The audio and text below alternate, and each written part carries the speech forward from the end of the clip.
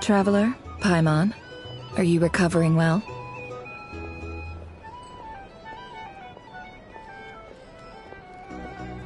Turns out that moon chanter has some real talent after all. My eyes were mostly recovered after just a couple days rest. I can actually open them again now. Yeah, but you gotta be careful. Lauma says not to strain your eyes while they're still healing. Yes, thank you. I'm well aware. Yehoda, could I borrow you for a moment? I could do with an extra pair of hands. Oh, sure. Coming.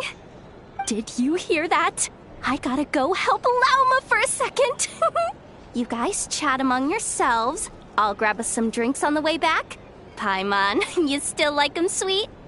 You bet. Make it extra sweet, because Paimon's earned it. Sure thing.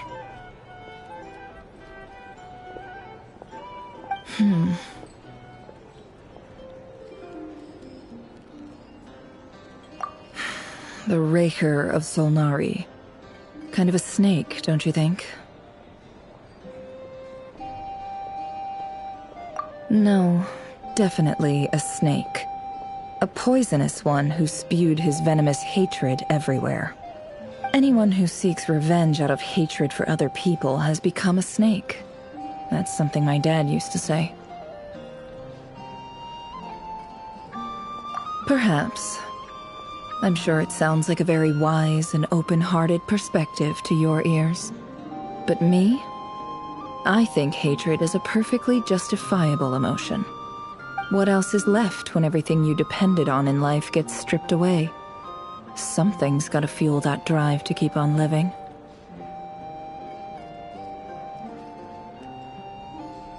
If you're worried about me, you can nip that in the bud. I'm not someone who gets stuck in the past. It's just...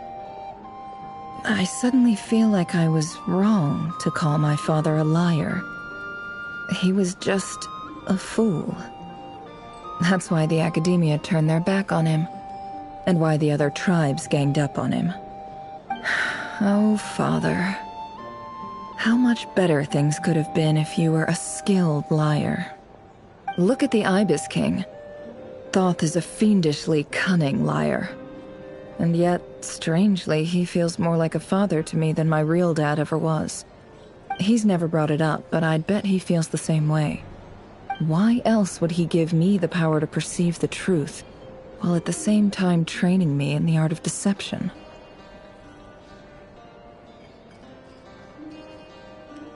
Well, King Deshret banished him to Aru, which is essentially a prison, and posed 3 questions to him. He promised that he'd have his freedom if he could find the answers. His response was to take on a physical form and approach me, hoping that I could become his envoy and search for one of the answers on his behalf. Did he really think I'd fall for that? He's stuck there. He can't make me return what he gave to me.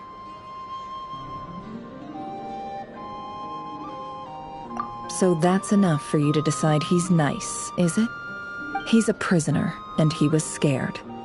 So he decided to perform some good deeds to win people's approval. He lives in fear because he's a deceiver. How is Rerir any different? You can't work as a spy your whole life and expect a happy ending.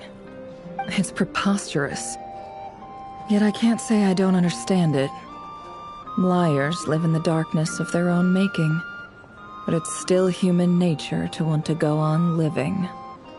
They say that a liar's soul is the most worthless thing in the world. What do you think? Good. If you understand that, it means you're smart, and you see things objectively. If you ask me, the soul of a liar really is worth nothing. because all they care about is themselves. For example, when something good falls into my lap, I don't go sharing the news around. Stops other people trying to steal it from me.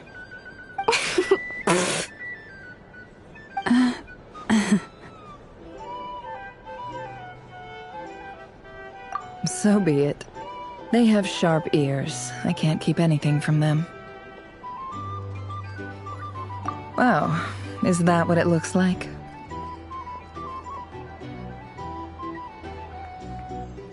Well, you all know my past now, and I can't simply eliminate everyone who knows too much. So I guess I just have to put up with you. For the foreseeable future, at least. When you find yourself in a situation you can't control, the safest play is to keep calm and start monitoring everyone involved like a hawk. In the intelligence world, you need to have a sense of perspective and play your hand accordingly. If you understand what's at stake, please ensure my secret is safe with you.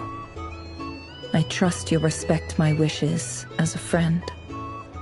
But don't forget, I will also be watching you like a hawk. Very good. Oh, wait! Now that the panic's over and we've all calmed down, Paimon suddenly remembered something. After all that build-up, our mystery ally never showed up even once!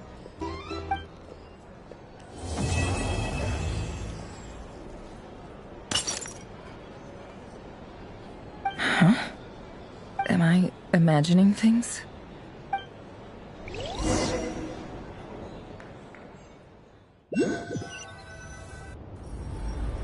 So, that close colleague who stayed behind with you? What's he been up to recently? Don't know, don't care. I get more normal human interaction from hanging out with Bosco too than him. Although, now you mention it, he hasn't bothered me in a while. I wonder if... If he's disappeared without a trace, it's the biggest gift he ever gave to the world. But I somehow doubt that's what's going on. He won't lie low forever. So we'd better stay on guard.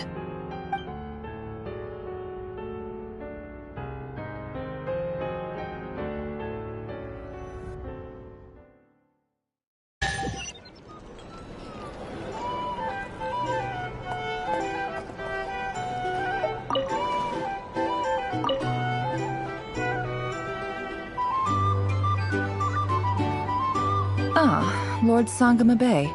How lovely to see you. I must thank you for the device you provided. It was an enormous help.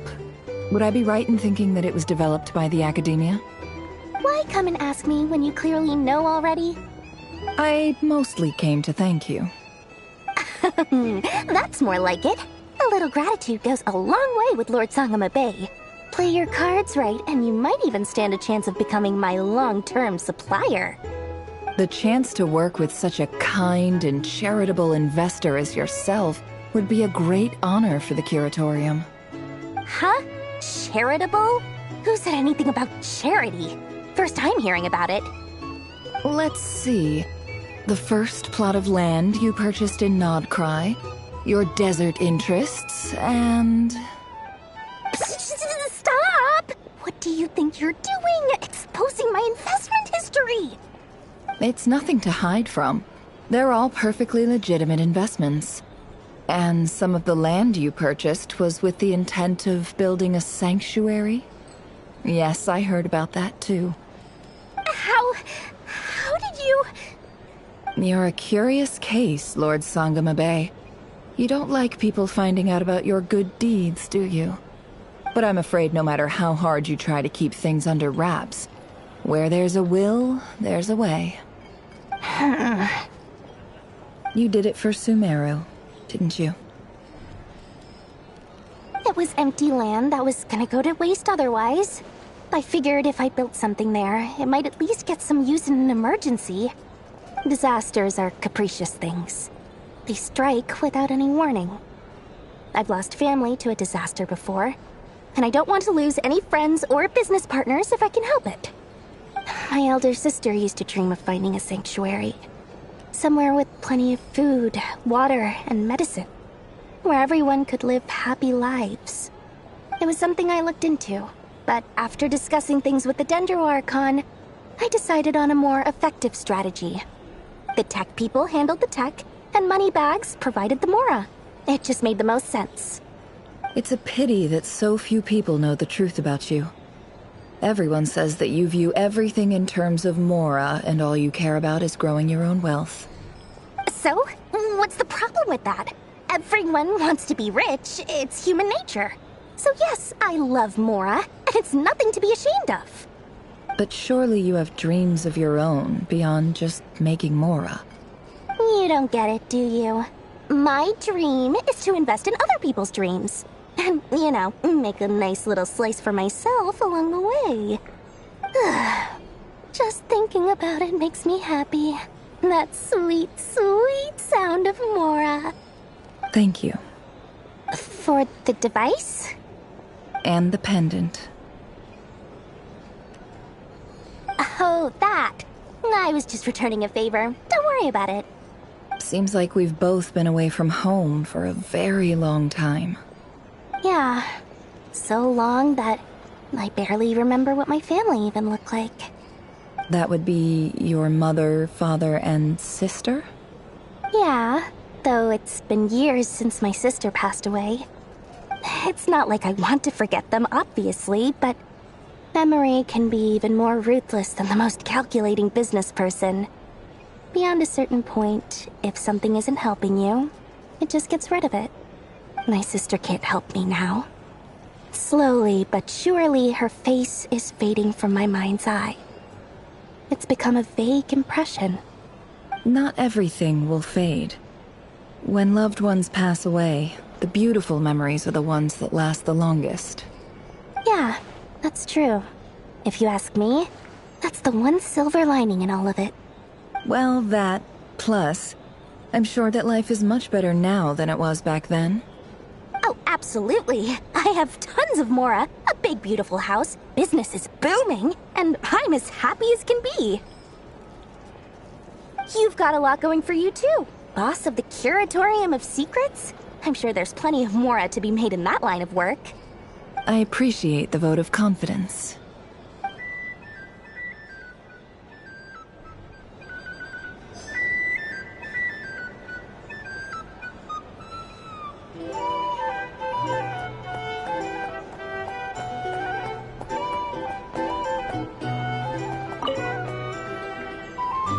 How have you been holding up?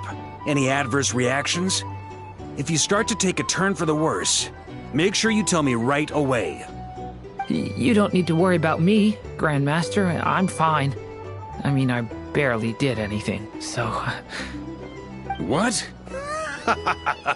You're too humble, young man. You played an indispensable role in the battle for Nod Krai. We can't thank you enough for your support. Sometimes, when people praise you, it's because you deserve it.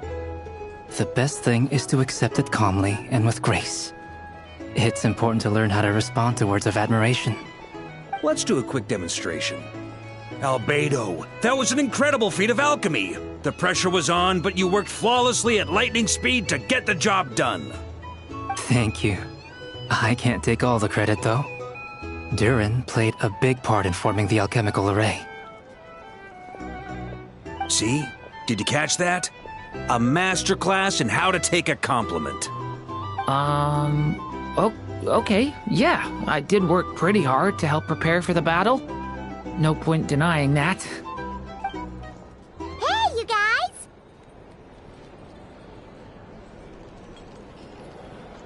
Hey, look who's bounced back. Looking good, Traveler. Seems like you've recovered. You won't need to take any more medication. Can I get you a drink? Huh? You know how to order at a bar now? You've sure learned a lot recently. Handling a drinks order is ridiculously simple compared to alchemy. Don't worry, I'll blend into society yet. Paimon believes it. You're clearly a fast learner, just like your brother. To be totally honest, though, Paimon didn't quite follow all the details when you first explained the plan to us. Don't worry, that's completely understandable. Unless you're a student of alchemy, it's hard to grasp the principle and how the process works. To put it in the simplest terms, we saw how our enemy stole the power of Kuvaki. And that gave us the idea of stealing his power to turn it against him. When facing an enemy you have no hope of defeating, it's best not to engage them in battle. So, instead of looking for a way to overpower him, we decided to help Columbina get strong enough to at least stand up to him in a fight. For this to work, we had to analyze his modes of attack, confirm who his main target was, and make sure that he wouldn't go beyond the range of the alchemical array. For added security, we prepared a total of 4 arrays. But to mitigate the impact of the battle, we identified one location in particular as the ideal spot, which is where the confrontation took place. The alchemical array absorbed his abyssal power. Then Durin processed it to render it usable by Columbina. That power enabled her to do what would otherwise have been nigh on impossible. What surprised me was that Dainsleif actually agreed to join us. Given his history with Rerir, he had every right to sit this one out. But we're extremely grateful for the decision he made. It must have been a painful choice to make. But I'm sure that making a decision was far better for him than staying in limbo. Absolutely. He was torn between 2 paths, but in the end, he made his choice and stuck to it resolutely. He doesn't strike me as the sort of person who'd stay trapped in limbo for long. Anyway, however you cut it, everyone gave a stellar performance. And now, it's time to kick back and celebrate.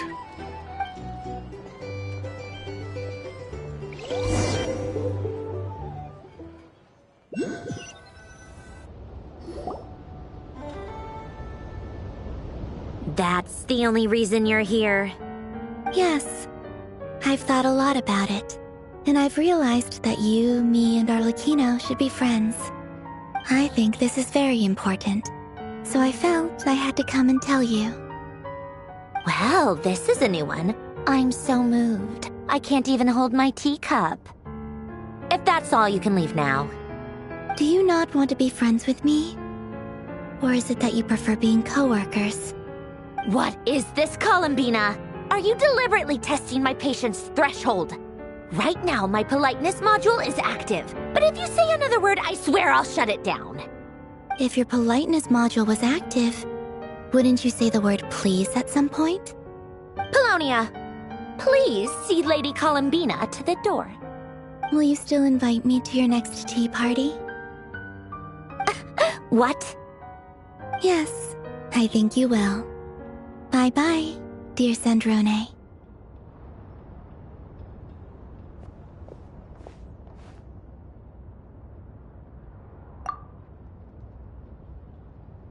Last time, the Wild Hunt escorted you out. Would you rather I handled it myself this time? We just wanted to, see how you were doing now that it's all over. Why? Out of concern for my safety? I hope you didn't seriously think that the Rayhir of Silnari would be able to lay so much as a finger upon me, given how prepared I was. Mostly because you kind of helped us out, so we just wanted to check you were okay. Looks like all your robots are fixed, huh? Oh, don't you worry about that. Tea time is already a write-off. The visitor before you managed to kill my appetite. If you're in the mood for tea, go ahead and help yourself. Otherwise, it's going to waste. My coasters are still missing in action, though. Use this notebook instead. Whoa! Pretty hefty notebook. Look at all those calculations. You can ignore those. They're just dumb scribblings. I doodle and write in my free time. Sometimes I remember the distant, dreamlike past. Sometimes I imagine the far-flung future. And other times, I grit my teeth and note down all the crazy nonsense going on in the present. Some people do the crosswords in the newspaper. This is my equivalent of that. Trying to predict the future is like daydreaming. And writing about the present just makes me furious. The past is my favorite.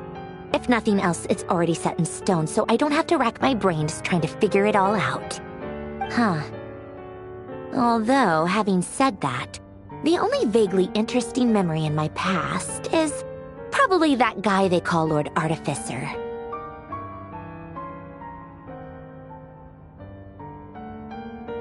Who else?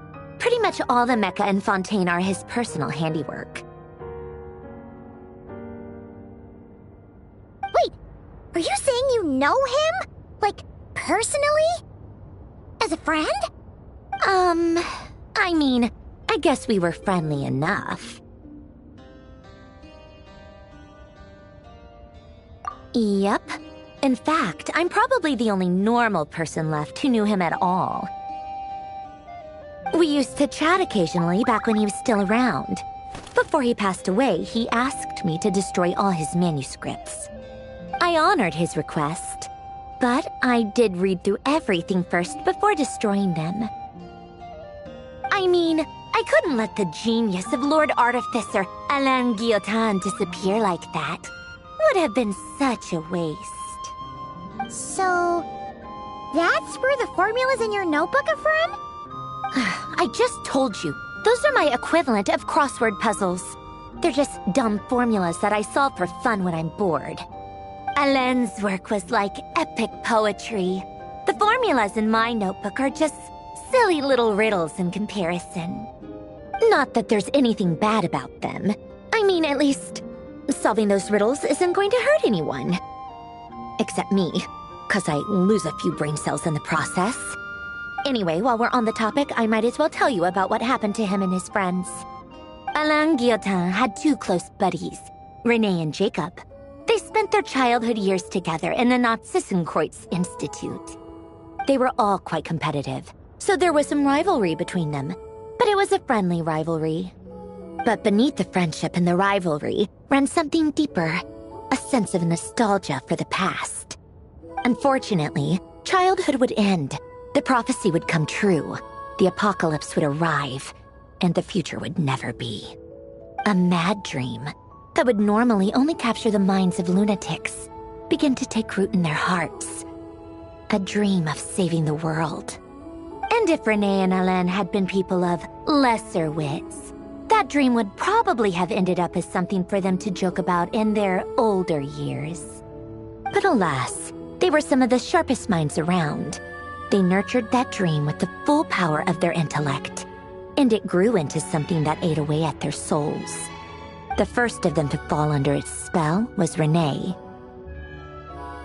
Against Alain's wishes, he persisted in experimenting on a mutual friend of theirs to try and save their life. Alain did not approve and parted ways with Renee. It's complicated. Alain wanted to believe that Renee only did what he did for the sake of their friendship. But when he told me about what happened, I could tell he still had some suspicions about Renee's motives. Perhaps the seed that would grow into a nightmare had already sprouted in Renee's mind. Even then, the next time they met, Renee's soul had been completely engulfed by the dream of salvation. His futile attempt to change the tide of fate only resulted in a wave that swallowed up the world, even before the apocalypse came. And although that wave died down eventually, I hear that it just recently came back with a vengeance. As I understand, Renee wanted to live out his dream of salvation once more. But I'm told that the attempted resurgence finally died out for good. At long last, Renee awoke from his deluded dream. Though of course by then it was far too late. What do you think of Renee? Do you admire his transcendent genius? His view that any price was worth paying to achieve the lofty goal of saving the world? Or do you despise him? Dismiss him as an evil madman who wrought havoc on the lives of everyone around him as he pursued his delusional dream? Same difference, really. Just a matter of perspective.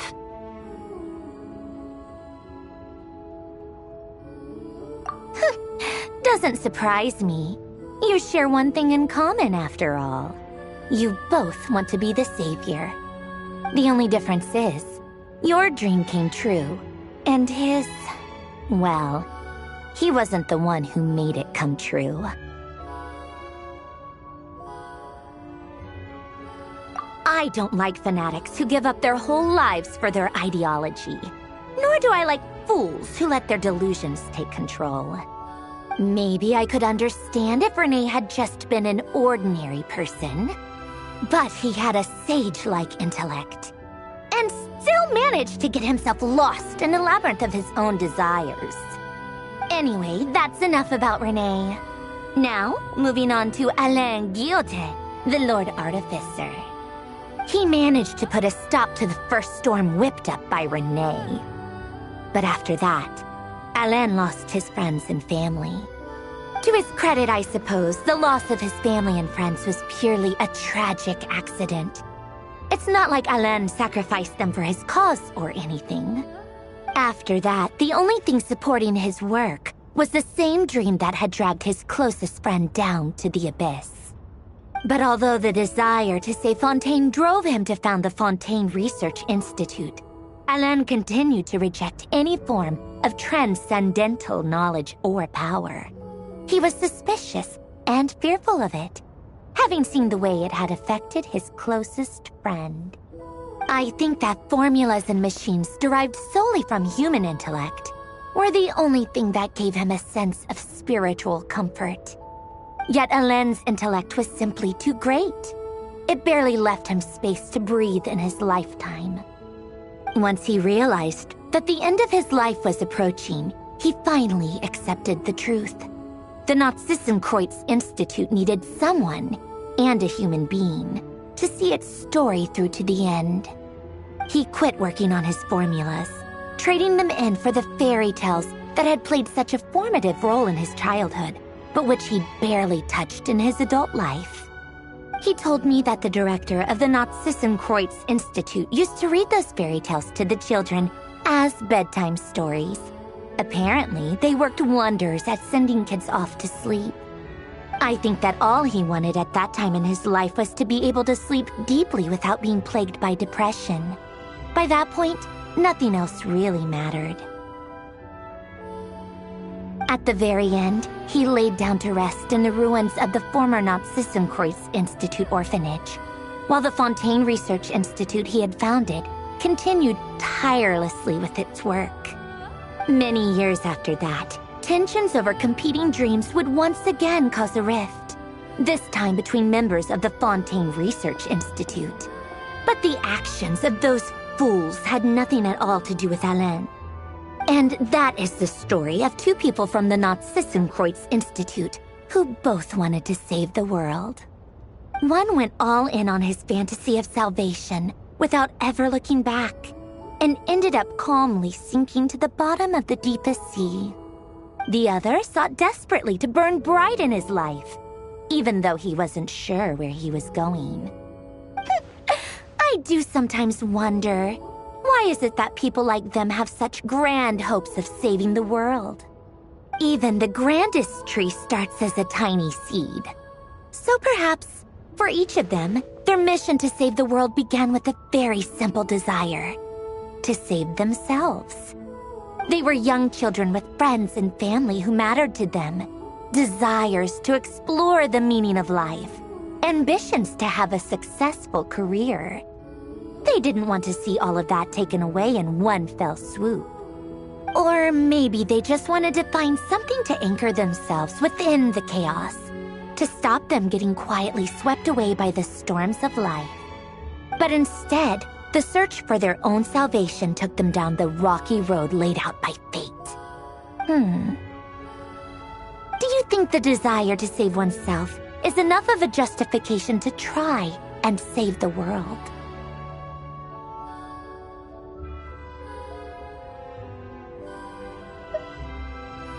Sensible answer. Glad to know you've got your head screwed on straight. Alain would disagree, though. I asked him the same question back when he was in his prime, putting all of his energy into his work.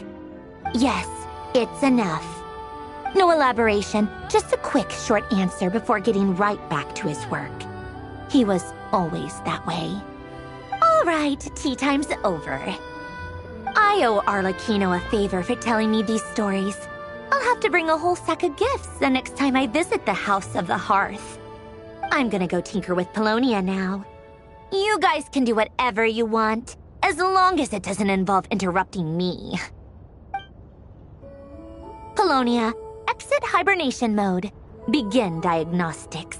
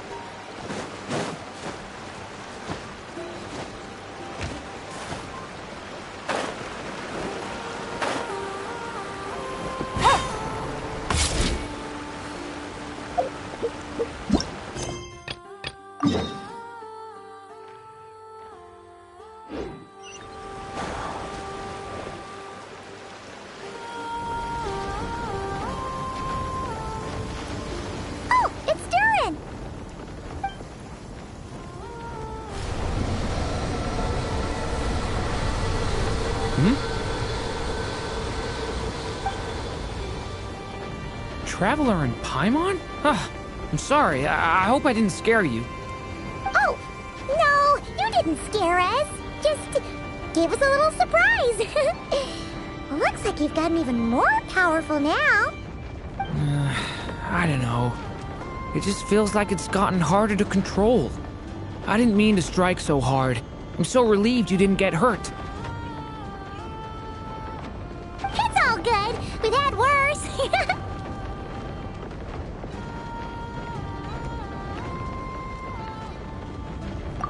No, don't worry about that. It's been very stable ever since I got this body. Albedo made sure of that. What you saw just now is something that only started happening recently. Maybe I'm still acclimating or something. I'm sure it'll clear up over time. Anyway, what brings you here? Did you need something? Well... The day that the writer and the watcher crossed paths was the day that the magic known as storytelling was born. So, she asked us to come. Miss Alice? Oh, you too? I guess I really do need to work on my impression. Well, never mind that. It's been too long, Mini Durin. And please, that's Aunt Alice to you. I have brought you and the Traveler together here for a very important purpose. It has to do with your mom. My mom?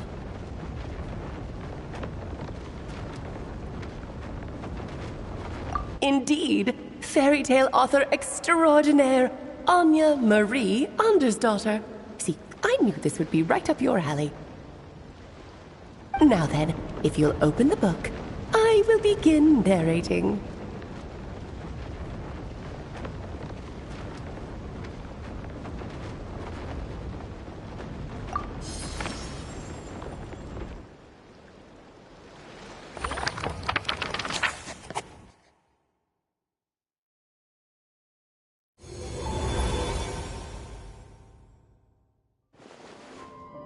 Whoa!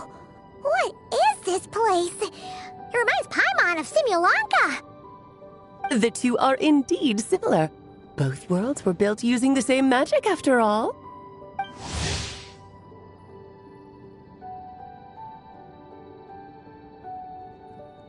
Aha! So it is Alice! Hello, Aunt Alice? Oh, no need to be shy. Just think of me as one of your mother's dearest friends. You keep talking about stories and magic. What's this all about? Simulanka 2.0 or something? Certainly not. Simulanka was a peerless masterpiece. Without the original author, it would be impossible to create a sequel, even for me. But you are right about one thing. Just like last time, I want to show you a work of magic that has to do with storytelling. What's this?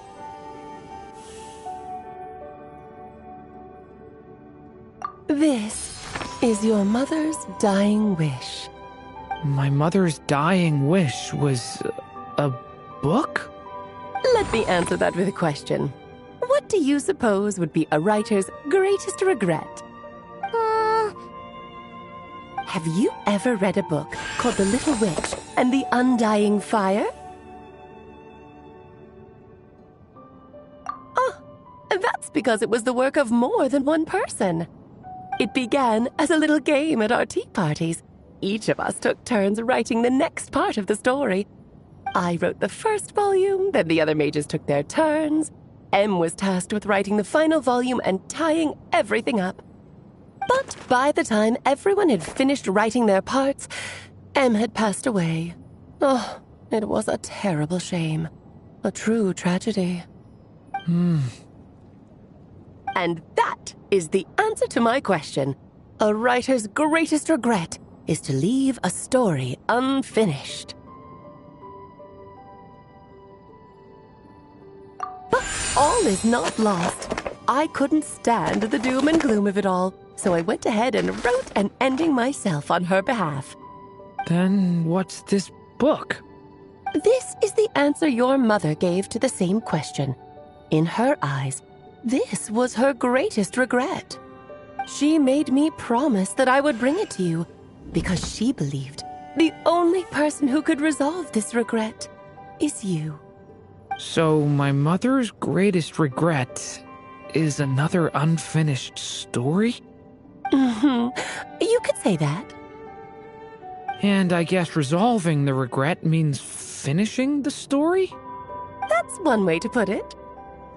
Oh, is a straight answer too much to ask for? Her answer was quite the opposite of what I'd expected. But oh, how touching it was. I'd love to tell you what she said, I really would. But that would spoil the plot, and we can't have that. Spoilers ruin everything. Oh.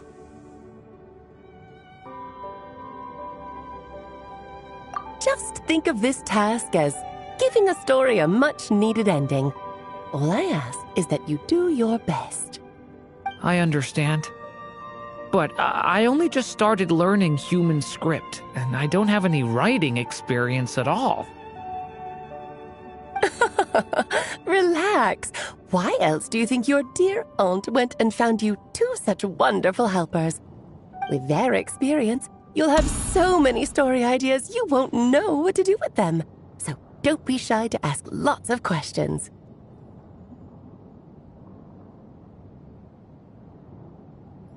Yeah. If it's to help Durin fulfill his mother's dying wish, then we're in. Aunt Alice, could I ask, what kind of story was my mother hoping to write? I had a feeling this might come up, but that answer isn't mine to give. You'll have to find it yourself, here inside this book. Don't worry. We'll help you come up with loads of ideas. Yeah, let's find a nice spot where we can settle in and read through this thing. We could even get some snacks, too. Oh, the actual process might not be quite the walk in the park you're imagining, Paimon. Why's that? Because when Em created this book, she borrowed my magic. In other words, it's not a book you can just pick up and read. It's a magical book. Its chapters are scattered through memories of the past. Gather them all, and the book will show you its secrets. So, where are we supposed to find these memories? M left a trail of clues for each unfinished chapter. Follow the hints, and you'll find them. Oh, and when it comes to adding to the story yourselves, you'll need to use this. And this is? This, my dear little Paimon, is the ink M left behind. Infused with a little of my own magic, of course. If you're planning on writing something inside the book, you'll need it. It's extremely precious, so be sure to use it sparingly. This is all that's left. So we need to search for the memories and keep an eye on how much ink we're using. It just had to be a wild goose chase, didn't it? Perhaps it's just another form of storytelling. M was ever so creative when it came to things like that. Just think of it as a little challenge your mom left behind. Who knows? There could even be a mysterious prize at the end of it all. I don't care about that. This was my mother's dying wish. Whatever it takes, I'll find a way. Yep. With the two of us by your side, you'll be just fine. Okie dokie. That should be pretty much all you need to know. Oh, and once the story's complete, do let me have a little look-see, okay? I've read everything she ever wrote, so naturally, I can't miss this one.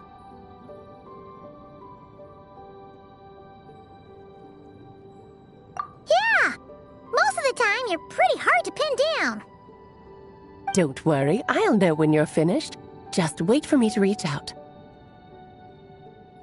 All right, off you go. I can't wait to hear how the story ends.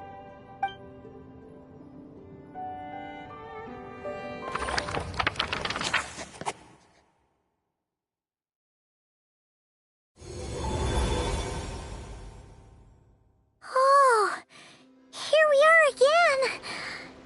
Alice's magic really is incredible, huh? Right. Alice mentioned we should be on the lookout for clues. Huh? A corner of repose for countless tales, watched over by the honor of knights. A place for stories to sleep, perchance to dream of ancient cities and the epics of ages past. There, a witch once spent a sleepless night, and all to bring forth a story yet untold. Find the place I speak of, for it is where the seeds of this story lie. Was that a riddle? Where do you think this mysterious place could be?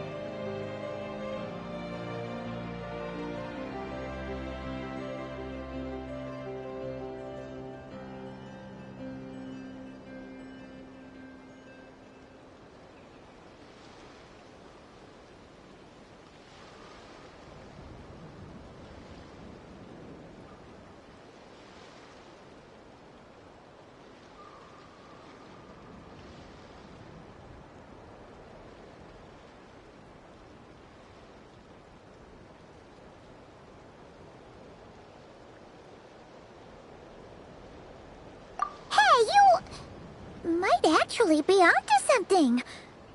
Guess that means we need to head back to Mondstadt? I had a feeling that's where we would be headed. After all, it's where my mother was from, and I bet it's where she wrote this story, too. Yeah, that makes sense. Still, I feel bad about dragging the two of you along on such a long journey. Don't worry about it. We don't really have much going on right now, so we're all yours. Come on, let's go!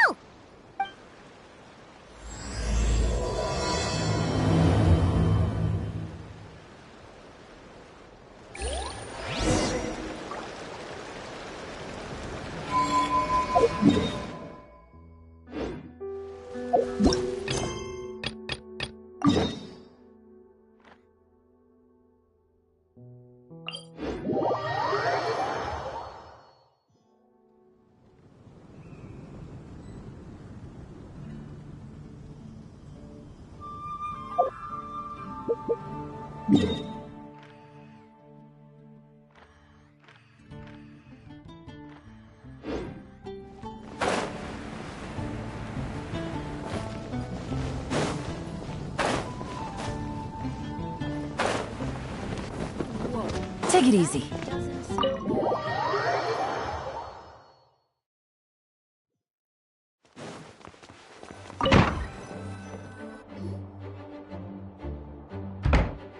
Back in the Mondstadt Library, huh?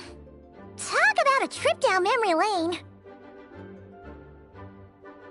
So, we're supposed to find the seeds of the story, right? What do you think that means? Well, we're in a library, so it's gotta be books, right? But seriously, there's so many here. How are we supposed to know which ones we need? Making a racket in a library? You should know better than that. Lisa! Oh, sorry about that. Now, who do we have here? Ah, my golden-haired cutie. And my little horn cutie, too. Sorry, Miss Lisa. I know you taught me to be quiet in the library, but Paimon was just trying to help. Please don't be too hard on her. Well, it has been far too long since we saw each other, so I suppose I can let it slide just this once. Back when he first arrived here, poor Jean wasn't sure what to do with him, so I stepped in to lend a hand. I figured, if I can handle a boy raised by wolves, then teaching one who's part dragon should be a walk in the park. Nice! Sounds like Durin was welcomed with open arms. Why, of course. Now, let's save the reminiscing for another time. I'm sure you're here for a reason. Did you need to borrow some books? It's kind of hard to explain. Maybe you could take a look at this. Oh?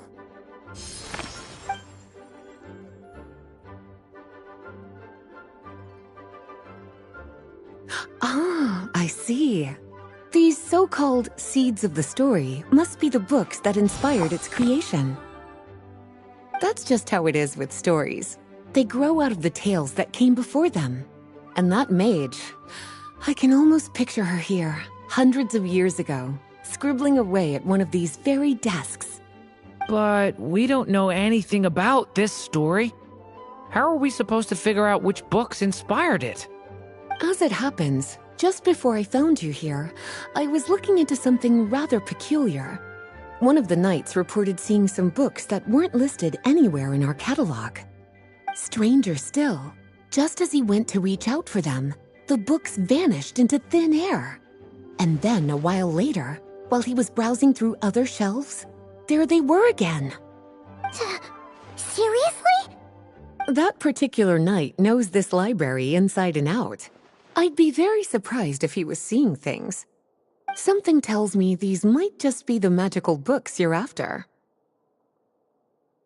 According to the report, there are 3 of these books in total. I'll be relying on you to track them down, cuties.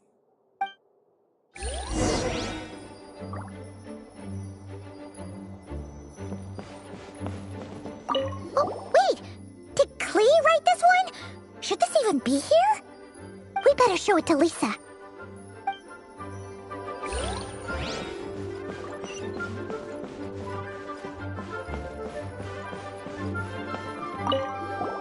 Kinda looks like a poetry collection. But why is part of the title missing? Let's see what Lisa makes of it.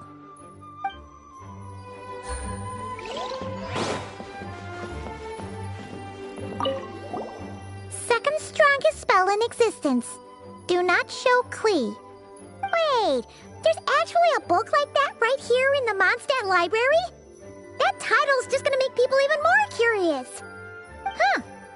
There's definitely something fishy about this one. Please be quiet. Let's hang on to this one for now. Could be one of the ones we're looking for. It's one of M's, after all.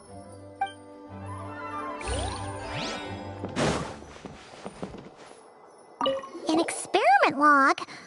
Looks like part of the title's been erased. There's something seriously suspicious about this book.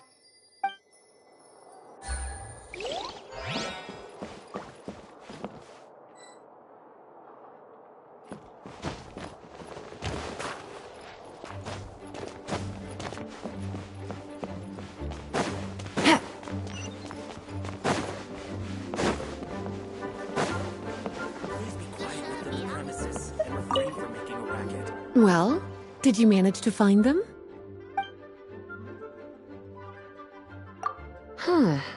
This book definitely doesn't belong here.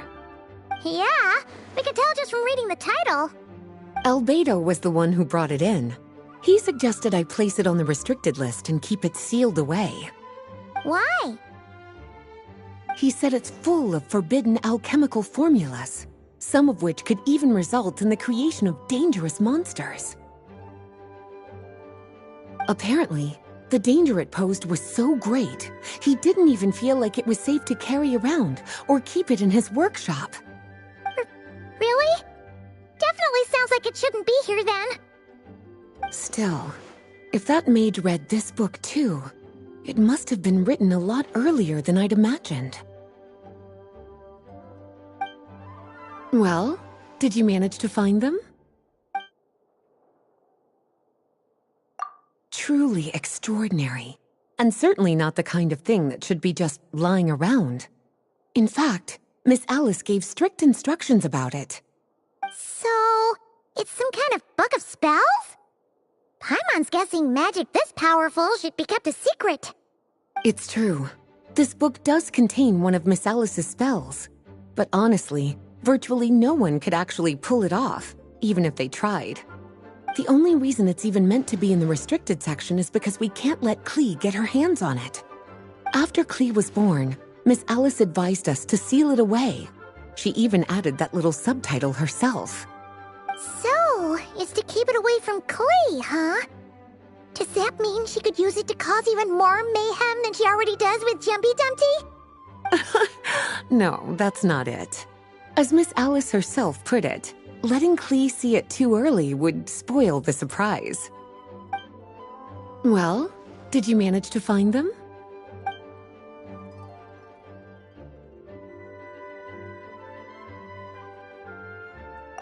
Yes, this is a restricted book, all right. It certainly isn't supposed to be here. Huh. But it looks like a regular poetry collection. How did it end up being classified as a restricted book? The issue lies with one of the poems inside. You've heard of the great battle that took place on Dragonspine, yes? 500 years ago, during the cataclysm in Conria, an evil dragon descended upon Mondstadt.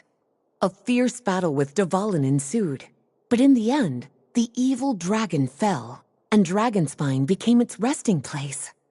You're talking about Durin. The Durin of Dragonspine. Well, the poem in question turns the whole battle into a dance, with the evil dragon recast as an innocent child who came here in search of friends. But given all the suffering experienced at the claws of that dragon, how could the people of Mondstadt accept such a retelling? Bards are often accused of inventing history or distorting the truth in their ballads. But this one hit a bit too close to home. And since the knights back then were unable to track down the author, they decided to ban the entire collection, blot out the title, and seal it away for good. So the version in the poem, it was all a lie? I'm afraid that question is something only the dragon himself could answer. Well, would you look at that? Seems like these are the little troublemakers you're after. And all three just so happen to be forbidden texts. What kind of story requires reference material like that, I wonder? Forbidden texts? You know, the first time you mentioned that the library had a restricted section, Paimon thought you were just trying to scare us. Are you saying it actually exists? Not really something you should be poking your little nose into, is it, cutie? Sorry. Seeing as it was Miss Alice who asked you to look for these books, I won't question the matter. But they'll need to be sealed away again once you're done, so don't forget to return them. Don't worry, Miss Lisa. I won't forget. Well then, that's all from me. After all that hard work, I think I've earned myself a nice cup of tea. All right, we've gathered all the reference books. What's next?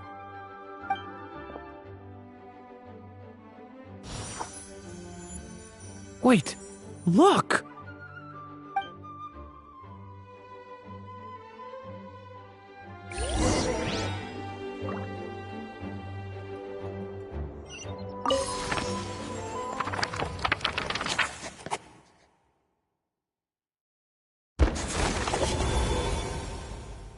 Long, long ago, an evil dragon descended upon the human world, bringing terrible calamity in its wake. Bravely did the people resist, until at last, the dragon lay slain. Later, a witch with a love for stories came upon the tale of the evil dragon, and for reasons she could not explain, felt a pang of sorrow on its behalf. For she knew, despite its body being born of wicked alchemy, all along, the dragon's soul was that of an innocent child. Right up to the moment of its death, it had no choice in becoming a vessel of calamity, nor could it fathom the cruel fate that lay before it. Though the witch had a love of stories, she was not pleased with how this one ended. No, that won't do, she thought. I'll write you a better ending instead. And so she set off to do just that, borrowing a little magic from her friend. With it, she wove a dragon's egg, resolving to rear a dragon child of her own. Yet long in thought she lingered, wondering what kind of world her little dragon ought to behold upon waking.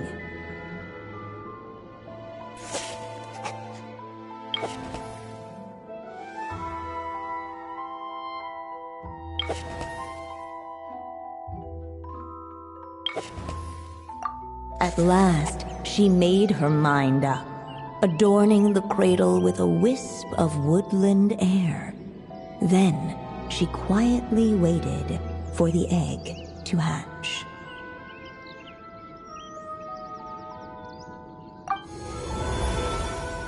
Whoa! We're actually inside the story! This must be Aunt Alice's magic.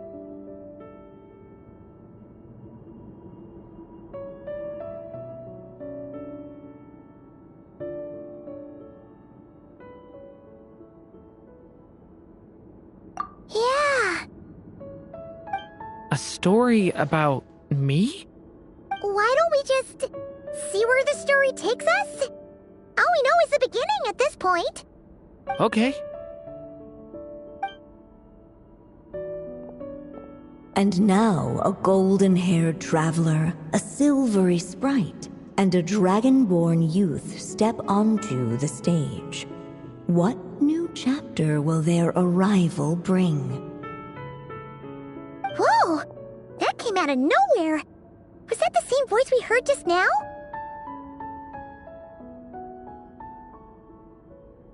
Yeah.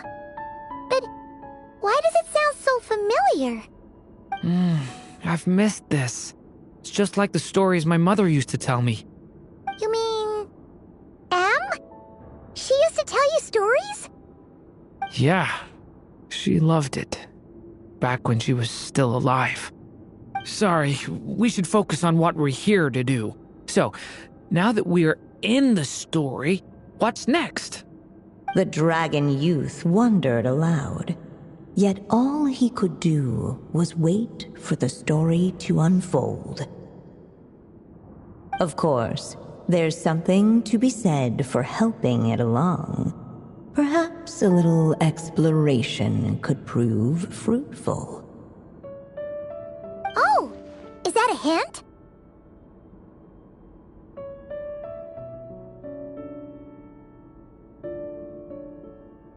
Yeah, I agree.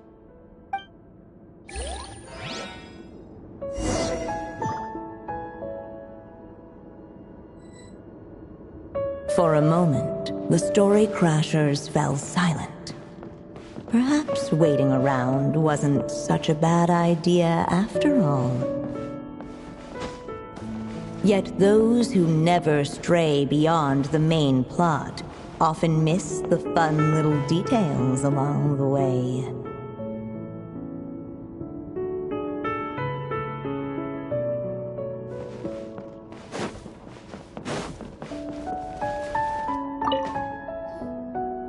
This must be the dragon egg, right?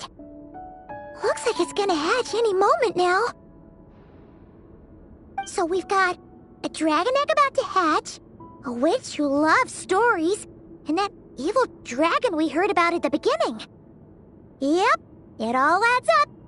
This is my story, isn't it? Okay, so how are we supposed to help the story along? It feels like all we can do right now is wait. Apparently, it hadn't dawned on the group to look for a way to help the egg hatch faster. Oh, right! We're at the point in the story where we're waiting for the baby dragon to hatch, so that has to happen before the story can continue.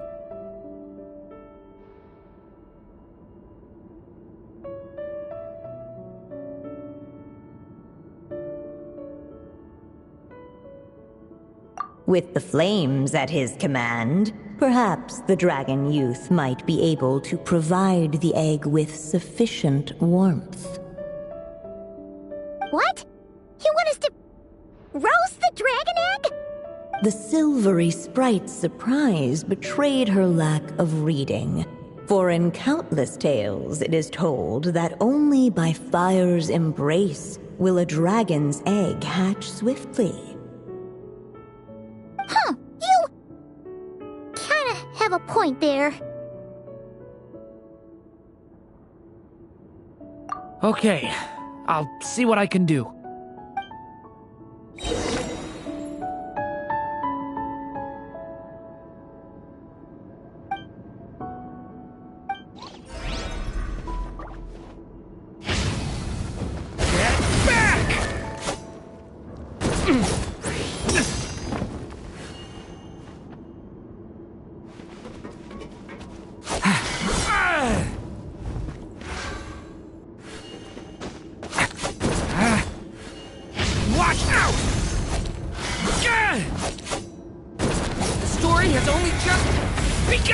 Let every unborn life be welcomed with tender anticipation, and may that warmth stay with it for a lifetime.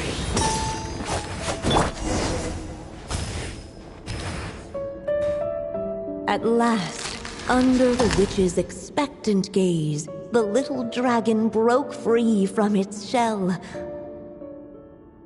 No living being has ever decided the moment of its birth. You were no exception, my child. I brought you into being because I willed it so, just like the witch who created that evil dragon. But I promise you this, your birth was wanted. You are loved, and you will have a different fate than the dragon that came before you. You've never told me those things before, but for some reason, I always knew. Thank you for bringing me into this world.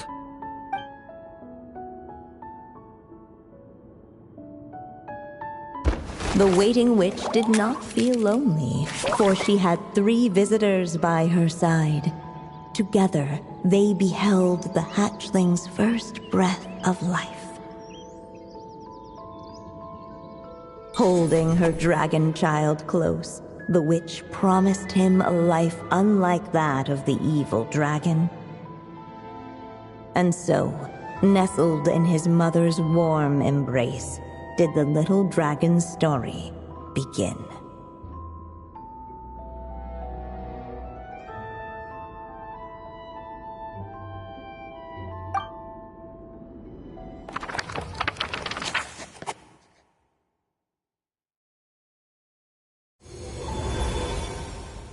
Wait, isn't this Mondstadt?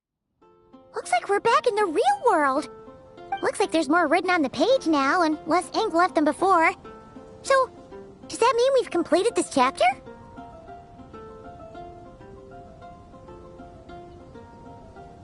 Yeah, but why does M seem to think that the story isn't finished yet?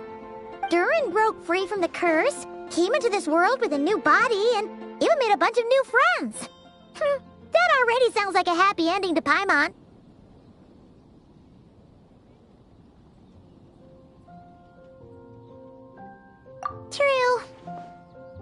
always so mysterious with these mages. Guess all we can do is wait for more clues. Huh.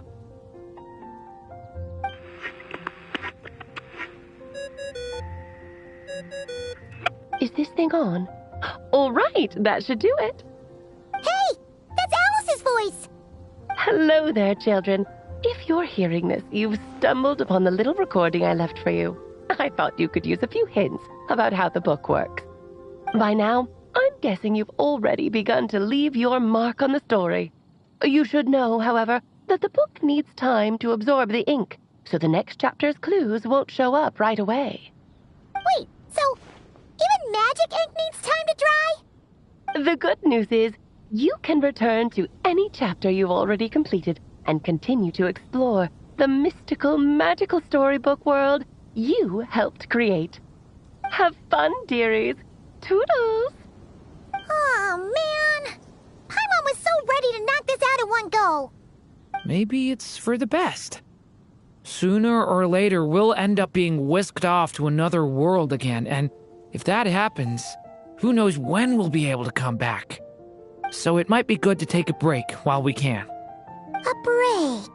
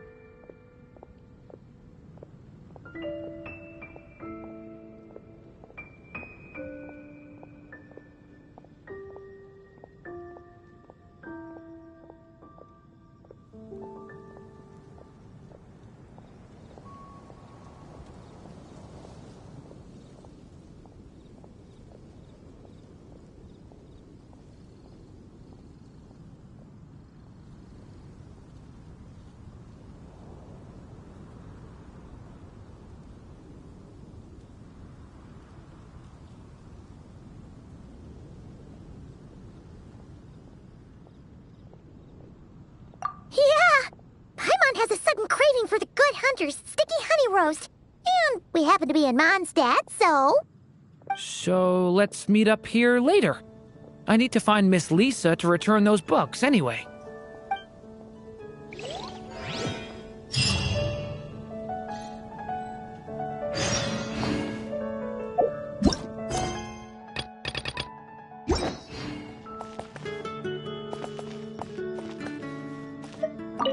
Aunt Alice said if you feel like checking it out again.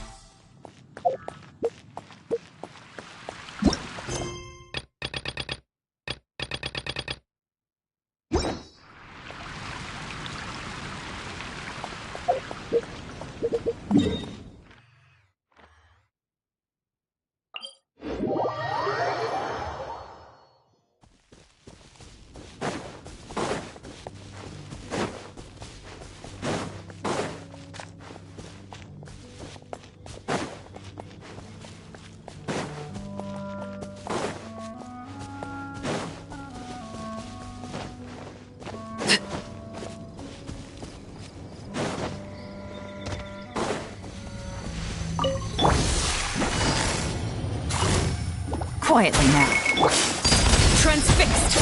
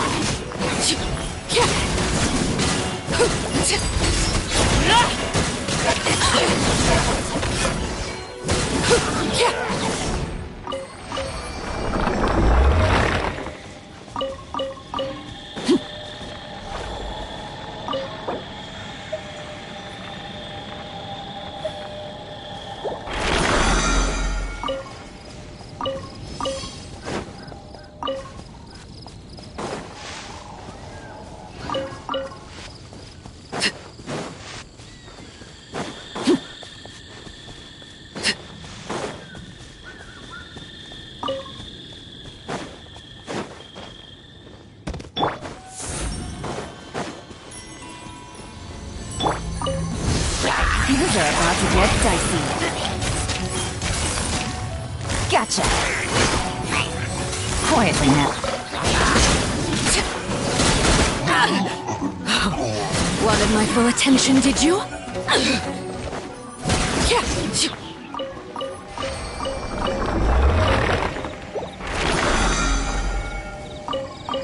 The hearth! Now it's extinguished.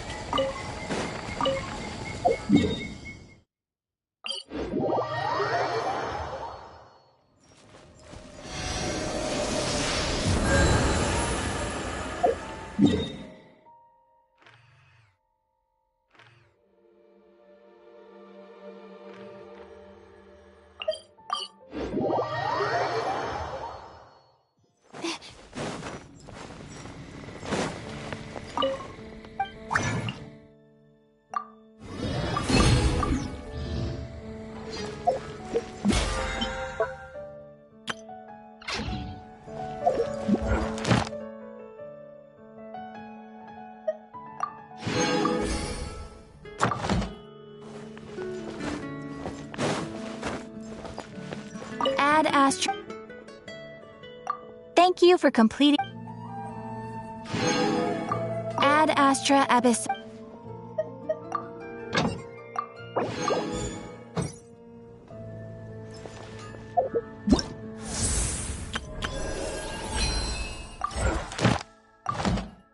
Ad Astra Abyss.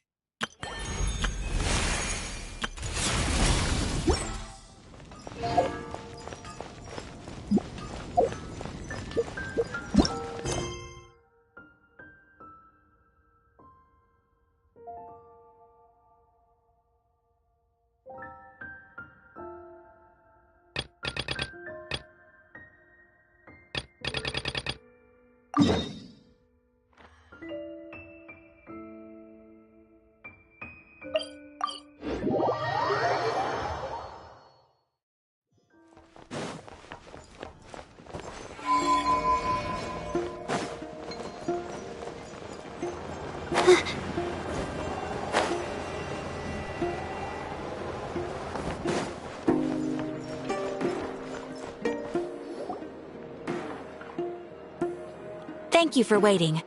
I finished checking your adventurer handbook. Here are your commission rewards. We have no other urgent commissions on the books at present. Thank you for all your hard work lately. Perhaps you two could consider taking a vacation. Amazing! Paimon never thought we'd end up having downtime in Nod Krai. Things were pretty hectic when we first got here. Everywhere you looked, it was either the Wild Hunt causing chaos or the Vatui stirring up trouble. It felt like this whole region was one giant slime in a barrel, ready to go boom at any moment.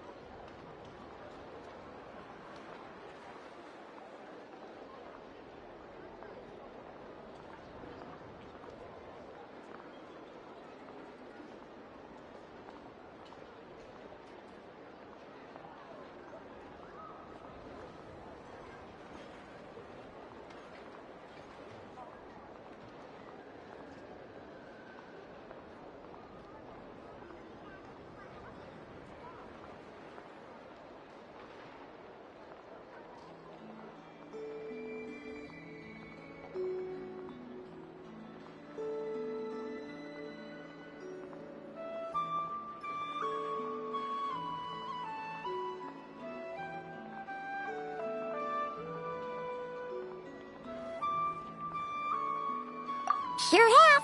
Things were looking pretty dicey, but in the end, we managed to turn it around. Whoa! Paimon just got deja vu! Oh, that's right. It's because we've done this like a million times now. Ah, yes. Are you two aware that the Moon Prayer Night is soon to take place? Oh, yeah! Llama told us that was coming up soon. Wait, why do you mention it, though? Do people in Nasha Town celebrate it, too? Paimon thought it was just for moon goddess worshippers. You're partially right. Most people in Nasha Town just see the festival as an opportunity to do business. They do not concern themselves with the religious element. The festival was first celebrated by the Frost Moon Scions. On this day, they would wear moon prayer blossoms and celebrate the birth of the moon goddess through song and dance.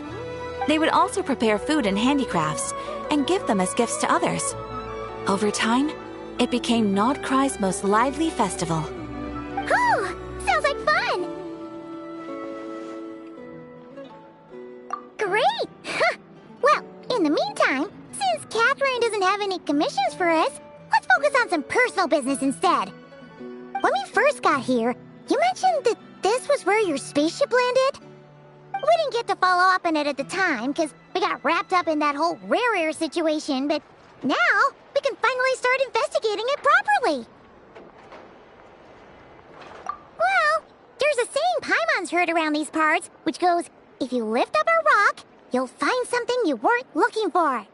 By that logic, you'll never find what you're looking for while you're searching, but the moment you stop looking, it'll jump right out at you. Could be worth a try though, right? Anyway, Paimon suggests we focus on other stuff we want to do for now, and just keep an ear out for spaceship-related intel as we go.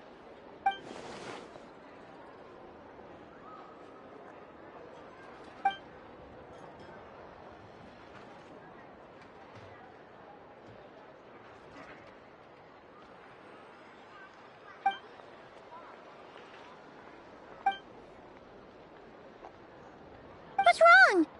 You look super serious all of a sudden. Huh? Paimon gets why you'd be concerned about Columbina, but what does the doctor have to do with anything?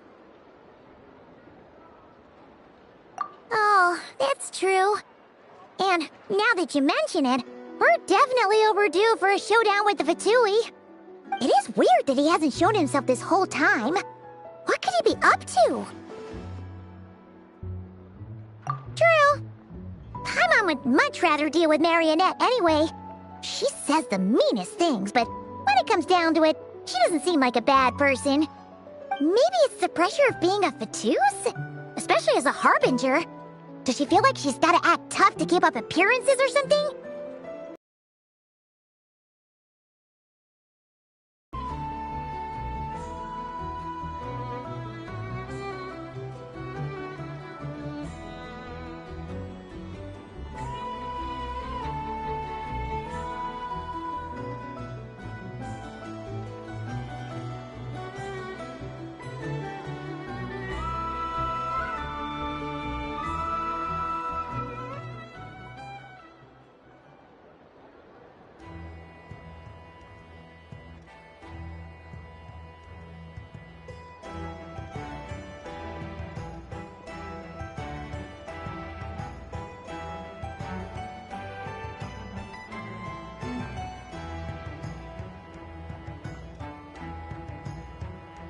But then, every time we headed out with Rarier, she always wound up having to repair Polonia and her other robots.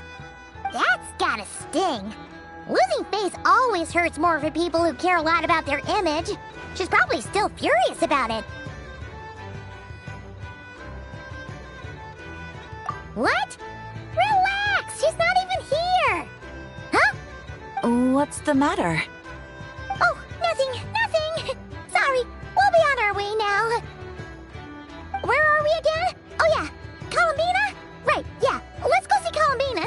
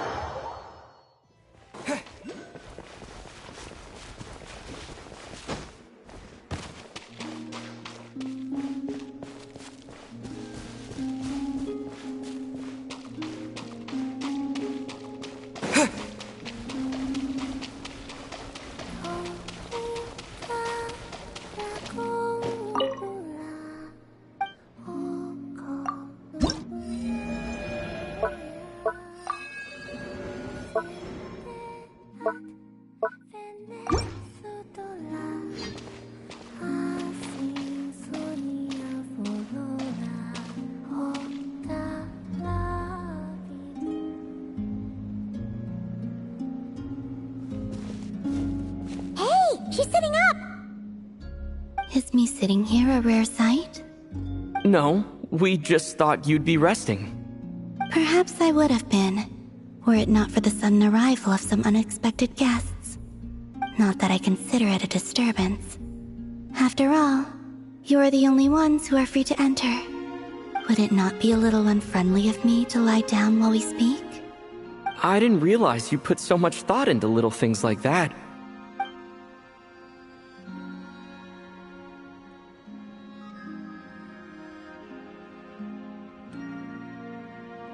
Only sometimes. There have been moments lately where I think about you and your companions. They are warm, mysterious, and cozy memories. Very few of my past memories are anything like that. They say that travelers return home bearing bags full of souvenirs. But my luggage was empty, and I believed it would stay that way. Return home? So, you're still planning on returning to the moon? Yes. This planet continues to reject me, reminding me that I do not belong here. If I remain into that, there will come a day that I disintegrate. And I don't mean reduced to dust, or turned into food for the flowers. I mean, I will cease to exist entirely. Alright then. Well, we're sure gonna miss you. But it sounds like we'll have to say goodbye. How do you intend to return? The moon prayer night is soon to arrive. On that day, the moon will be closest to Tevat. The Kuvaki in this land will reach its peak at that time. I merely need to grasp the tide, and with relatively little effort. Oh, Paimon gets it! It'll work like a slingshot! You make it sound like she's gonna get blasted up to the moon. If I did that, I suspect I would crash into the false sky. I will be using a much gentler approach. But I do like the analogy. It's fun. You see? She gets Paimon's sense of humor. In the blink of an eye, the time has come to part ways. It does feel that way, doesn't it? Time seems to fly fastest when you are enjoying it. I have always thought of myself as a wanderer on this earth, and it has never expressed any desire to keep me here. Yet, just as I plan to depart, it tugs at my arm. Is this a gesture of affection? Or is the world mocking me? Oh. Were you hoping I can answer that? Yes. You are a traveler, so you must have a lot of experience in this area. Then, what I would say is, enjoy the moment. That's right! Don't overthink it! Happiness is happiness and joy is joy! The point is to enjoy it, not analyze it! I see. Then what I would say is, even though I am very tired right now, I am still happy. I can't tell from the tone of your voice. Oh, really? You don't think I sound happy? I'm just kidding. I could tell you were in a good mood today from the moment we saw you. Ah, a joke.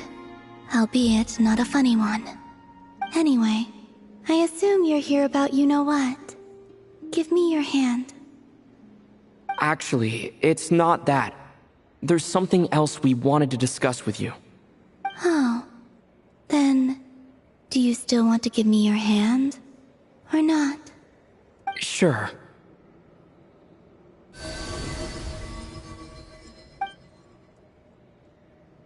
Thank you. So, I've heard that in the moon prayer nights of the past, people here would hold celebrations in the moon goddess's honor. Since you helped so much in our fight against the Rehir of Solnari, I think you deserve a farewell party before you return home. I haven't asked everyone else for their opinions on this yet, but I'd like to invite you to join the upcoming moon prayer night. I've never joined a moon prayer night before. I'm not sure what I would even do. Oh, don't worry about that. We take care of everything. All you need to do is show up.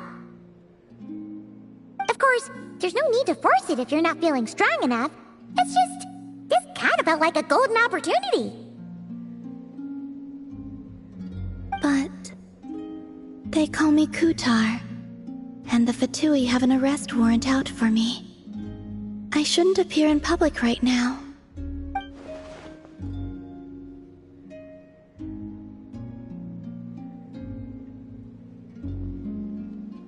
I'll make it work. You have my word. Yeah, we got your back. Well, he does. Paimon's actually not too sure what he's planning. All right, if you're sure. I will not refuse your invitation.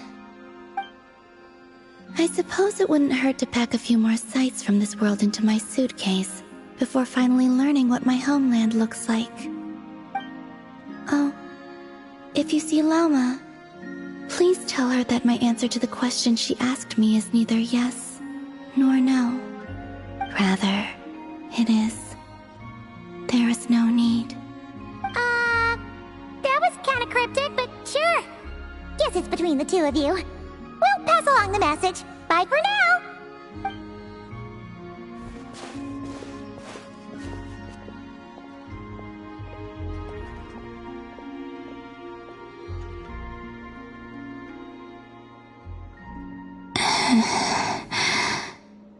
And also, I do not know.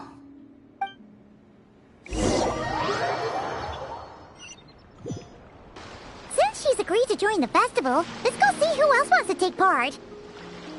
Lauma's gotta be the person most familiar with the Moon Prayer Night. We should start with her. Also, what exactly is your plan to keep her safe? Not sure yet. I'll figure something out. What? Are you serious? And Paimon even gave you her vote of confidence back there! When did you become so sneaky?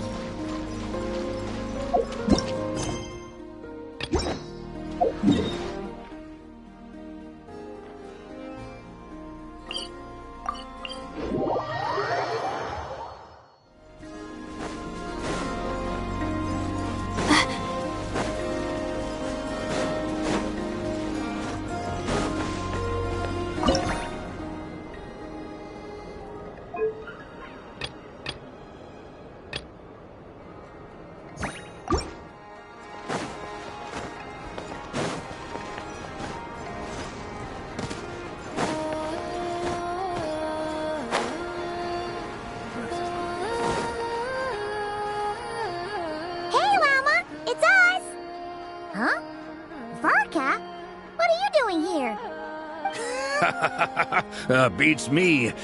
I had a bit too much to drink last night, and when I woke up, I was on Hisi Island. Mr. Varka is helping to oversee Nasha Town's preparations for Moon Prayer Night. He is here to go over some details regarding the decorations and custom cloth designs. Right, yeah, that too. What do you mean, that too?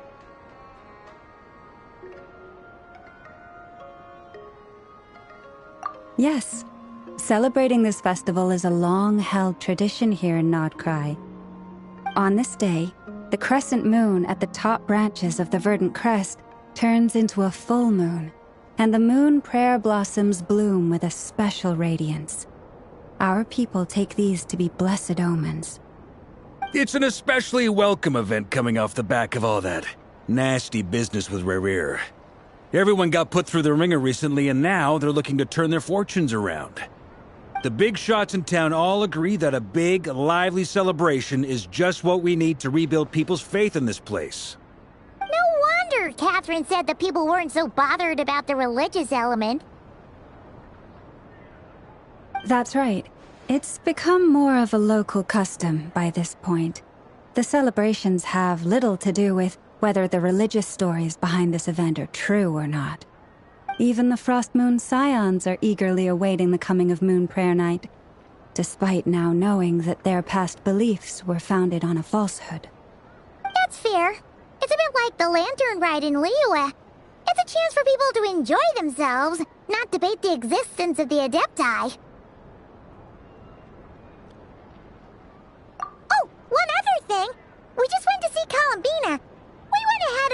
her to take part in the festival this time. Hope it's okay. Wait, so... you mean she agreed to it? Huh. That's quite a surprise. Then I suppose that she intends to return to the moon on that day. Oh, yeah! It's kind of a complicated process, but basically, it's like a slingshot. I understand. In truth, I had a feeling that she might make such a decision. Well, if Kutar has decided to participate in the festival, we should prepare accordingly. Yeah, exactly. She was saying how it could be risky for her to show her face in public. We were wondering if there was any way we could hide her.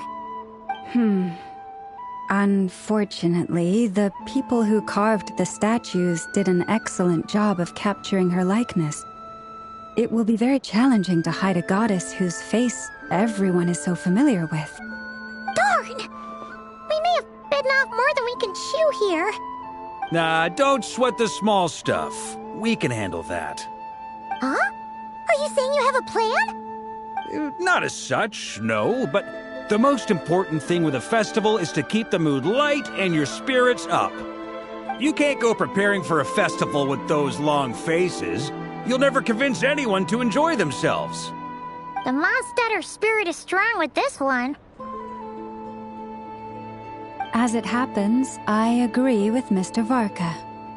Let's start by making our appreciation for Kutar the beating heart of the festive atmosphere. And who knows, once we get the ball rolling, perhaps everything will just fall into place. Hey! Did you catch that? Llama said the thing! Or close enough, at least.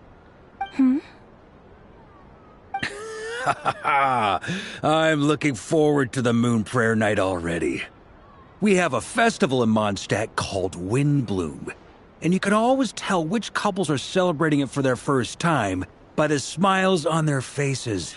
Big, beaming smiles like their whole face is glowing. And I have a feeling we'll get to see that same smile on the Moon Goddess's face at this festival. Not quite the same, surely. Anyway, I'll take care of business in the city, but I'll have to leave the decor up to you and the Frost Moon Scions. No one else can capture that traditional aesthetic quite like you guys. But lastly, there's the final key element that brings the festival to life. Companionship.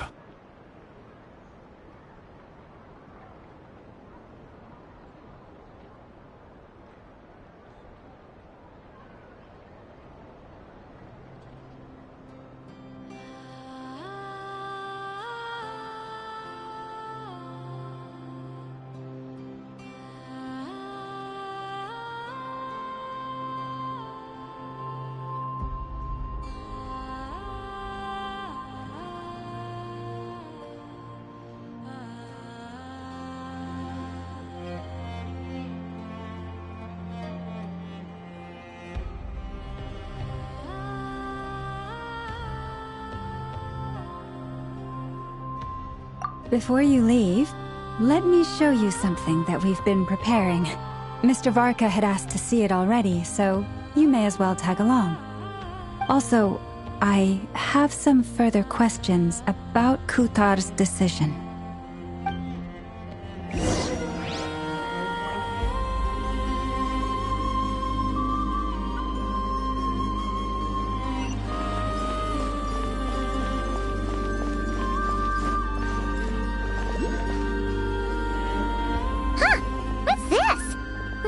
Like they're having fun.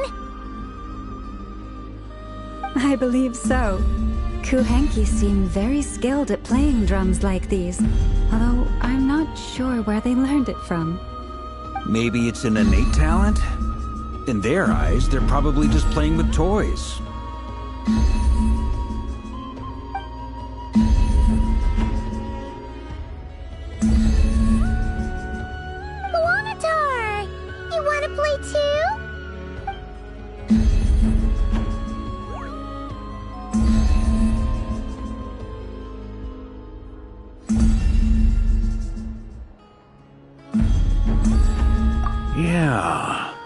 She looks more confused than anything.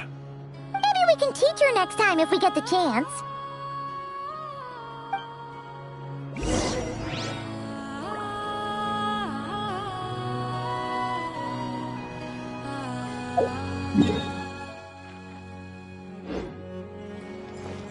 What are these floaty things? Moon veils. We hang them from buildings in the city during the festival. When you look at the sky through them, it creates a lovely misty effect.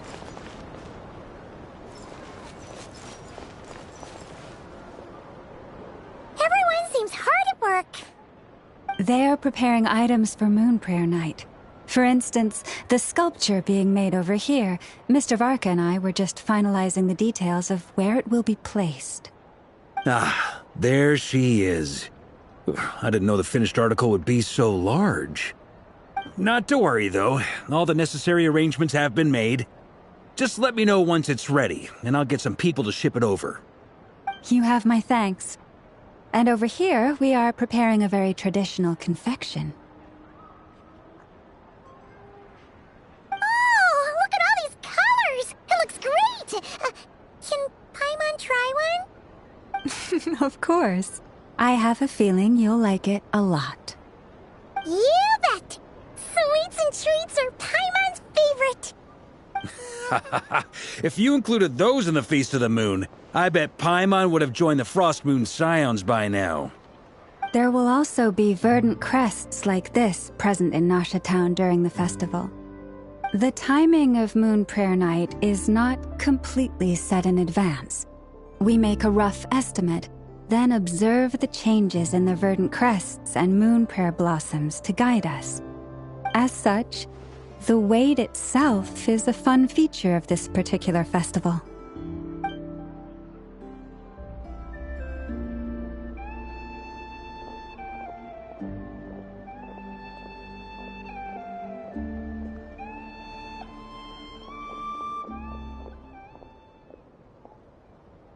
Let's talk here. To tell the truth, I am very surprised to hear that Kutar is willing to participate in the festival. I once asked her if she'd be willing to stay with the Frost Moon Scions.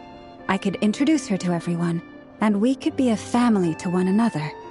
She did not answer, but she has not appeared here since. I took this to mean her answer was no, but if that were the case, she would not have accepted this invitation.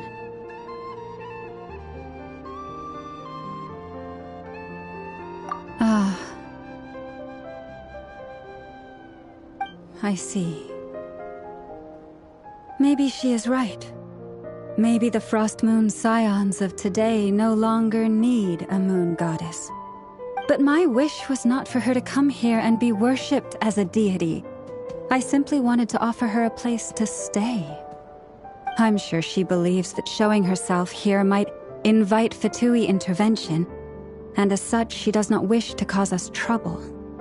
But what really pains me about all this is that this is her birthplace. She ought to belong here, yet no one has been able to grant her shelter. I think I'm qualified to weigh in here. When someone's about to depart on a long trip, what they need is blessings, not burdens. We should wish her the best, not make the journey harder than it already is. Anyway, she's agreed to attend, hasn't she? All we need to do is simply respect her decision. I see your point. Yes, she will soon depart after all. Our job is to leave her with some happy memories. Besides, who's to say her journey to the moon is a one-way trip? It's not like she can't come back and visit if she wants, right? Paimon agrees wholeheartedly. Festivals are all about having fun, so let's keep it simple. All right, I'm gonna head back to Nasha Town soon. Want to come with? I'm guessing you have some other folks to visit there. Sure thing, let's go! Bye for now, Wilma! Thank you all. Goodbye.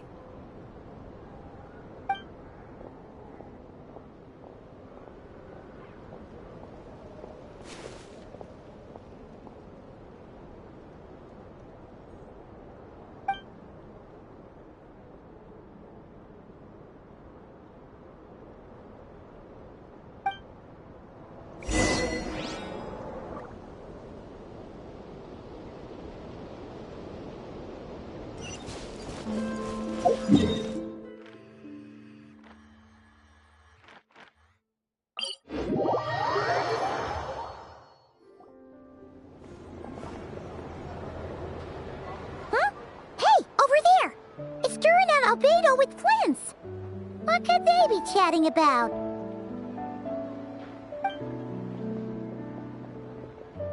Your guess is as good as mine. Ah, Grand Master, and the Traveler and Paimon. Hello there. It's been a while.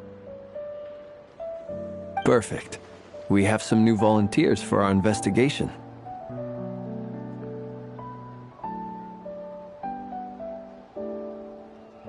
Wait, let me guess. The righteous Lightkeepers are finally ready to hunt down the Abyssal Dragon? Haha. Yes, that too. Yeah,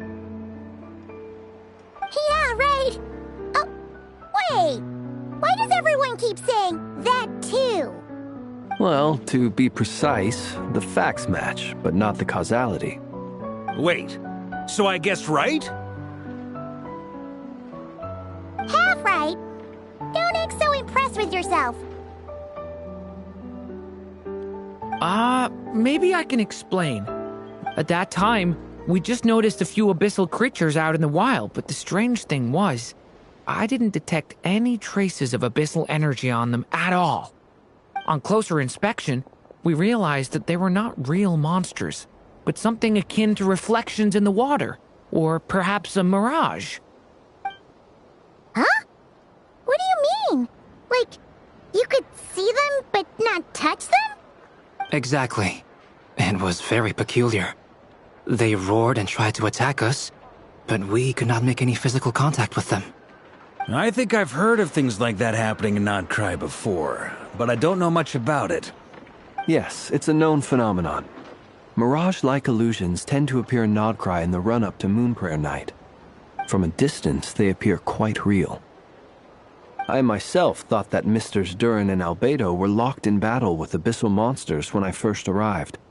But after sharing intel and investigating a little further, we can confirm that these illusions are harmless. There is no great cause for concern.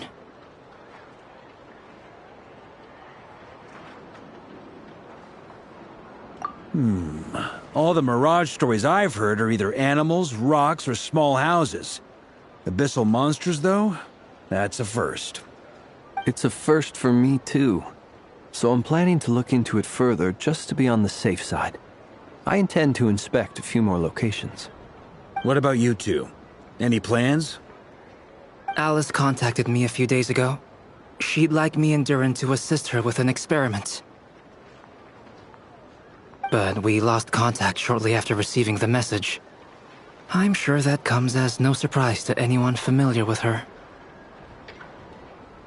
We don't know when the wind will blow, yet when the wind blows, we will know. That, in a nutshell, describes how Alice operates. Yeah, that tracks. Okay. Well, I suggest we investigate this Mirage business in the meantime.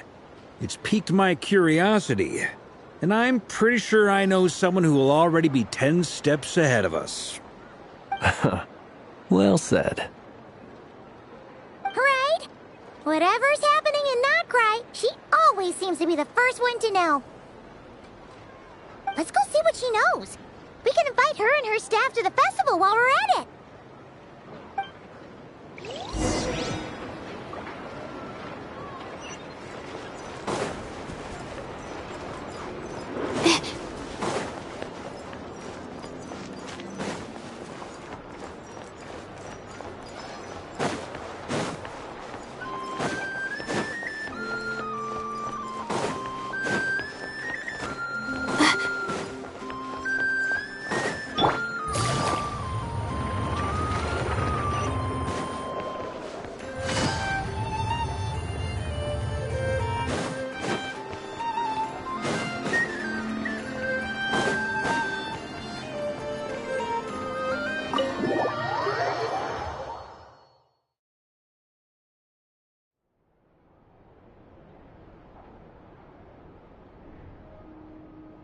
You're right, I have noticed.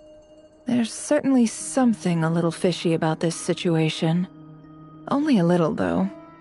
Records indicate that this phenomenon can occur in the days before and following Moonprayer Night. That said, it has always been a rare sight in the past. The odds of encountering these phantoms are similar to looking up in the night sky, happening to see a shooting star, and managing to make a wish before it disappears. But this time, either everyone's getting lucky, or they're appearing far more frequently than usual. Yehoda's out gathering intel as we speak. In the meantime, let me check off some points of interest. First, the Abyss. The ones we saw seem to be abyssal monsters. Indeed. But we have identified one location where many more of them have made an appearance. And not just monsters, but human phantoms too. Given the scale and nature of the phantoms, it's almost as if someone's last memories are coming to life. Or perhaps the memories of multiple people. Oh. So you mean the phantom monsters are hunting down the phantom humans? Exactly. The phantoms can interact with each other, but we have no means of intervening. In addition, some of the human phantoms would seem to be from the very distant past. This is clear both from the clothing they wear and the stories they tell. They claim to be from Hyperborea, a name which I've heard from Lauma before. If this is true, it means they must be from 6,000 years ago. Did Paimon hear that right? 6,000 years? It sounds like this merits further exploration. That'd be a big help. I'll leave it with you, Albedo. My knowledge of ancient history is non-existent. I used to doze off every time the pre-Knights of Favonius era came up in class. It's quite a miracle that you were able to understand these phantoms' speech, given how long ago they lived. I suppose you're right. But I'll leave the archaeologists to ruminate over that conundrum. As an intelligence broker, my sole interest is in the value of the information I gather. Which, in this case, hopefully means earning myself some good favor with our dear Lady Moonchanter. So calculating. Whew, this intel broker logic always catches Paimon by surprise. Sounds to me like we could split the work up. I think the abyssal phenomenon is best left to Albedo, Flint's, and me. Agreed. It coincides with my duty as a lightkeeper. For my part, I'd like to understand the Abyss better. Even a little knowledge would go a long way. This is certainly a rare opportunity to study the Abyss. But even rarer, perhaps, is the chance to make contact with the Ancients. The Curatorium will take the lead on investigating the Hyperboreans. We put in the work to learn what we know so far. It seems only fair that we get some quantity of exclusive intel. That just leaves our trusty team of 2 unassigned.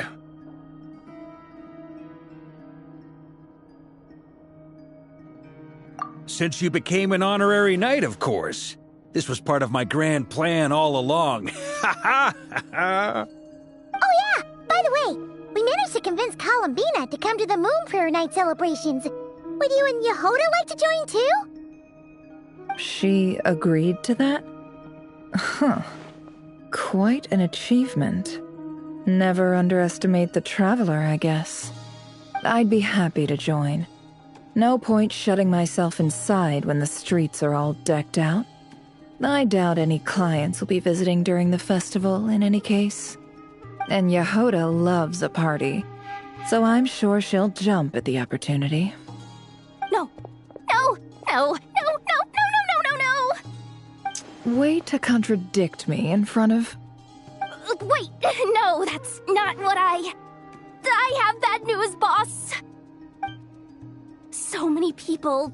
Alright, everyone inside! Quick!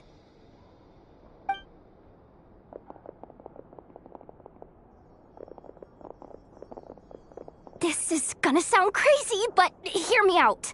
I saw one of those phantoms at Star Sand Shoal, and it was some sort of flying ship. Like a spaceship?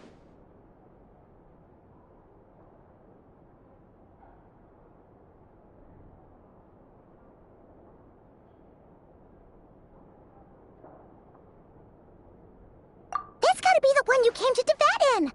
You said you saw the same thing through the moon marrow, right? Huh? You already know about it? Ugh, I thought I was gonna blow people's minds. Turns out I'm the last to find out. Wait. Back up. You came here in a spaceship? Now my mind is blown! What's it like on the inside? Was it like flying through space? I want to know everything!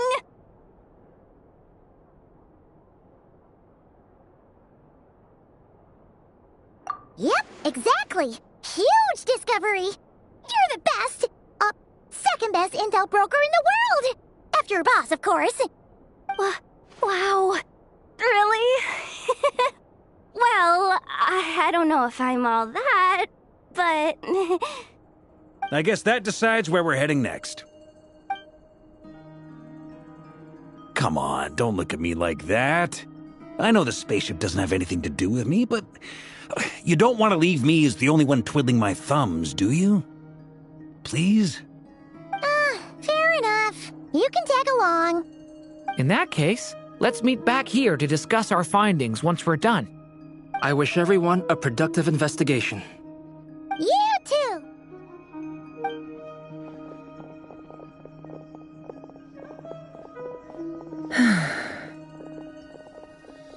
What's up, boss? Aren't we gonna head out? Tell me, Yehuda, when did the curatorium start giving out intel for free? Oh, sorry, boss.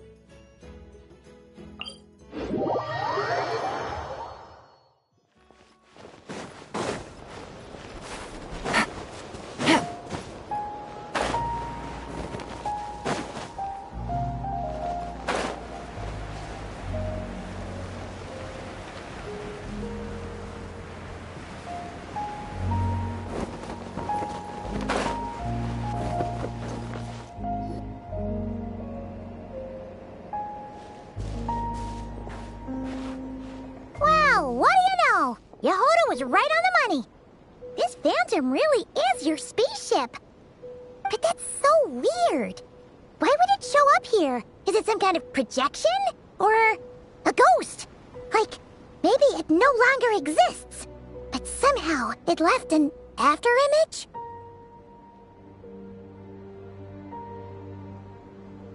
Ah, you're already here. Miss Lauma, what a surprise. I thought you were busy with festival preparations. I was, until one of our people informed me that a strange sight had appeared at Starsand Shoal. No one's ever seen something quite like this before. I thought I should see it for myself. Same here. Oh, so we heard that these things appear around the festival period. Any idea why that is? Unfortunately not. We have very limited information about them, since they can't be interacted with. And no human phantoms have ever made an appearance before now. The most we've been able to deduce is that these sightings appear to be connected to the increase in Kuvaki energy around this time.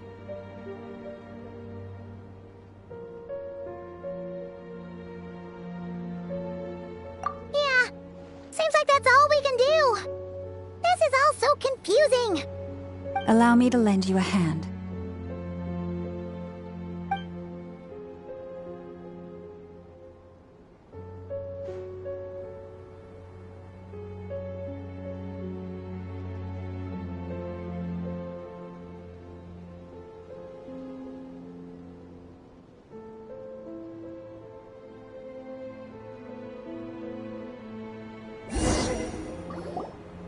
Everyone, our friend here should be able to provide us with some information. Is that a phantom mean Rhyme-horn deer?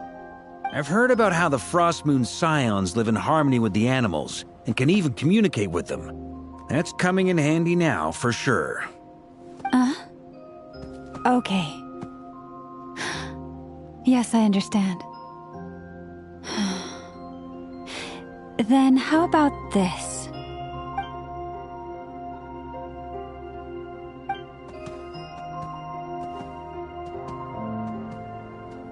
Oh, it's leaving. It appears to share our curiosity about this giant spaceship, so I asked it if it wouldn't mind investigating along with some friends.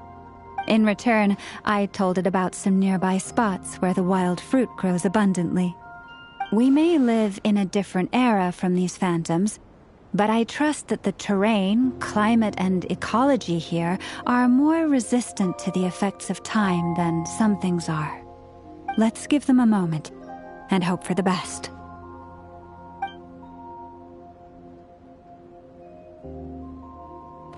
All back together? Must have been a lot of fruit. Indeed. Now let me ask them some questions.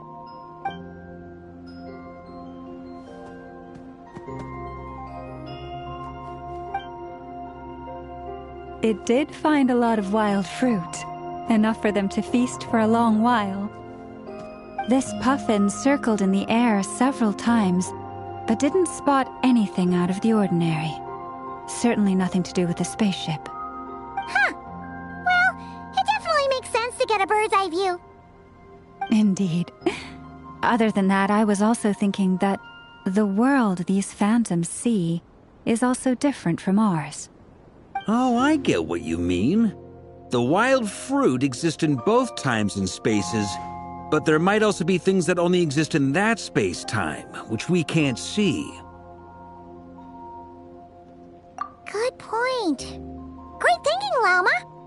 Blunthorn rhinos can use kuvaki to shift great rocks, but this one says it couldn't get that ship to budge by even an inch.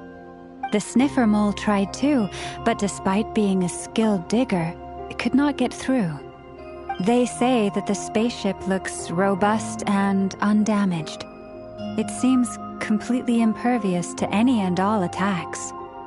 Whatever lies within is well defended from harm.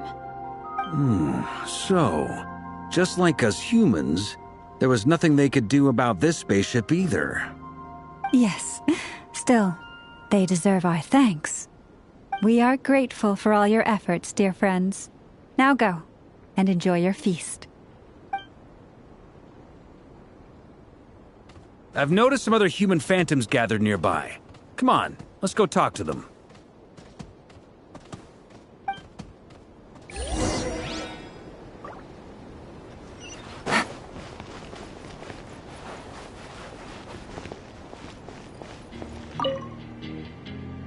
What is this thing?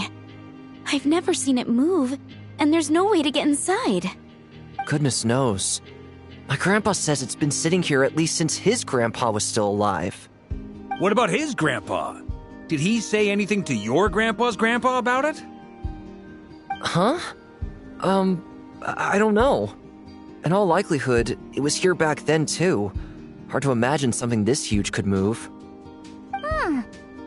Guess that means that as far as they're concerned, this ship's been around a long time.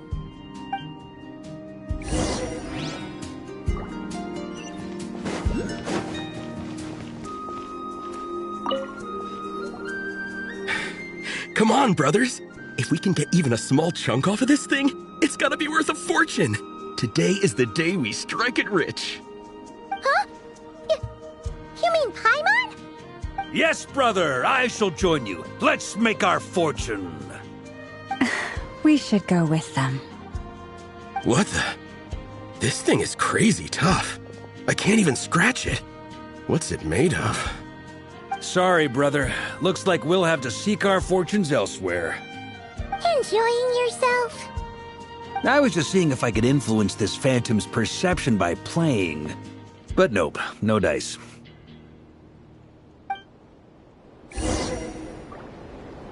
I'm sure we're all starting to build up an idea of what's going on here now that we've spoken to some of the people. These phantoms are reenacting real historical events in Nod Krai. It's almost like we're in some kind of interactive stage play. We can talk to the actors, but the plot is fixed, and we can't influence it. It makes sense. History is set in stone.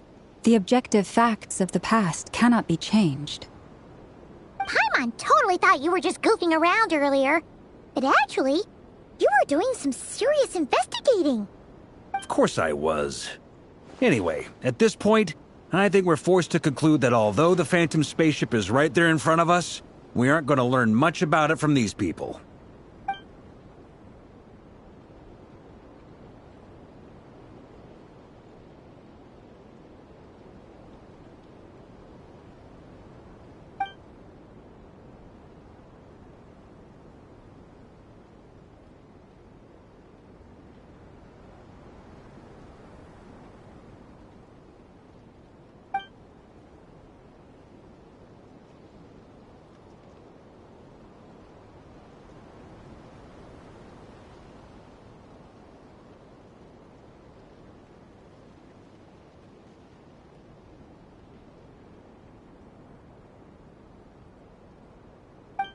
Don't be discouraged.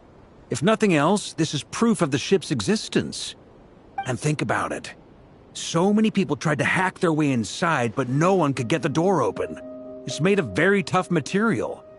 To me, that says that we'll either find the ship itself or the story behind it. It's just a matter of time.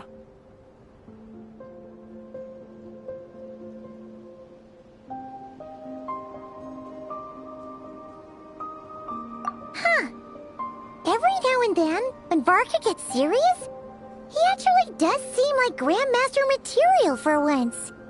I wonder how the others are doing. Let's head back for now. Sounds good. Also, drinks are on me if Team Knights of Favonius is the first to finish. Wait, we have a team name now? Am I in Team Knights of Favonius as well? You're very welcome to join. We've even got a cathedral ready for you. Isn't that technically blasphemy? You wouldn't dare make a joke like that if Barbados was in earshot. Nah, I'm sure Barbados doesn't mind a little harmless blasphemy once in a while.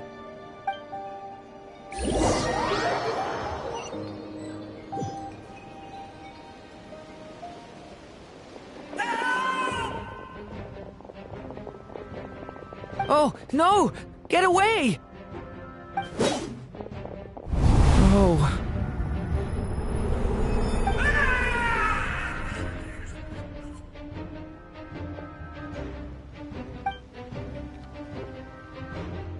I know it's hard to stomach, Mr. Duran. But as I'm sure you've noticed, there is nothing we can do to intervene in that which unfolds before us. But we have to at least try. And try you have. But are you aware of how many unsuccessful attempts you've made now? I wasn't keeping count. I'm afraid this is the 39th failure so far. Or the 5th if we're only counting this particular victim. There are no indications that these phantoms may be altered in any way. You seem to have calmed down a little. I'll make us a fire. You should rest and have some water. Feeling any better now, Mr. Duran? May I ask a few questions? Be my guest. What exactly are we witnessing here? What happened to those people? My guess would be that we are seeing Nod Krai during the Conrian Cataclysm. Would that be accurate? Conria. That is correct. As you know, once the Abyss senses even the tiniest crack, it floods in and spreads like wildfire. There was a time in the distant past when it permeated all of Nod Krai, causing immeasurable harm. The people paid a terrible price to heal this land. Then, 500 years ago, the whole of Teyvat suffered an abyssal disaster. Once more, Nod Krai was dealt a devastating blow. I see. In the face of the abyssal onslaught, all were like grains of sand tossed around by a tidal wave. Be they human, fae, or god. The moment you witnessed is but one drop in a whole ocean of catastrophe. All right. I guess that answers my second question, too. I wanted to know why there's nothing I could do to help them, and that's because what we are seeing is history. That would be my guess as well. As I understand it, history and fate are not all that dissimilar. The latter may be unseen to us, but both are immutable. Yes. Fate was determined long, long ago. I still have a couple of other questions for you, Mr. Flint's. You mentioned more than one abyssal disaster that has struck this land in the past. How can you be sure that what we're seeing is from the Conrian incident? And also, how are you able to stay so calm when you're talking about these events? From everything I know about you, you're not cold or ruthless, and you're not indifferent to the suffering of others. Alas, I am forced to show my age. I must be 600 or 700 years old by human measure. Wait, so you... One is not easily moved by history when one has witnessed the truth firsthand. I'm sorry. You needn't apologize. Your passion is a good thing to have. Treasure it, because someday you may find it in terribly short supply. Now, at the risk of offending you, I have a question in return. Your curiosity toward the abyss, is it born from hatred or because you sense its call? I only ask because I kept a fragment of Rerear's body in my lantern for a short time. Specifically, his heart. So I know what a burden it can be to carry the abyss with you. And I hear its power growling from somewhere within you. In my eyes, your mere existence is a miracle. My honest answer is... I don't know. I don't think I have the confidence to say for certain. What I will say is the abyss is not the only issue that haunts me. Even before I became who I am today, the question dogged me constantly. Should I even exist at all? My doubts remain unresolved. But when we fought Rerear, something became a little clearer to me. Sometimes it is the darkness within us that allows us to achieve the impossible. I certainly got the sense from your 39 attempts that you were trying to achieve the impossible. It sounds like you've resolved to see the truth for yourself. Absolutely. In that sense, he and I are quite similar. Then I wish you every success. I look forward to the day of your transcension. Well, if everyone's caught their breath, I suppose we should head back. Oh, and one last thing. I'd appreciate if you kept our discussion about history a secret.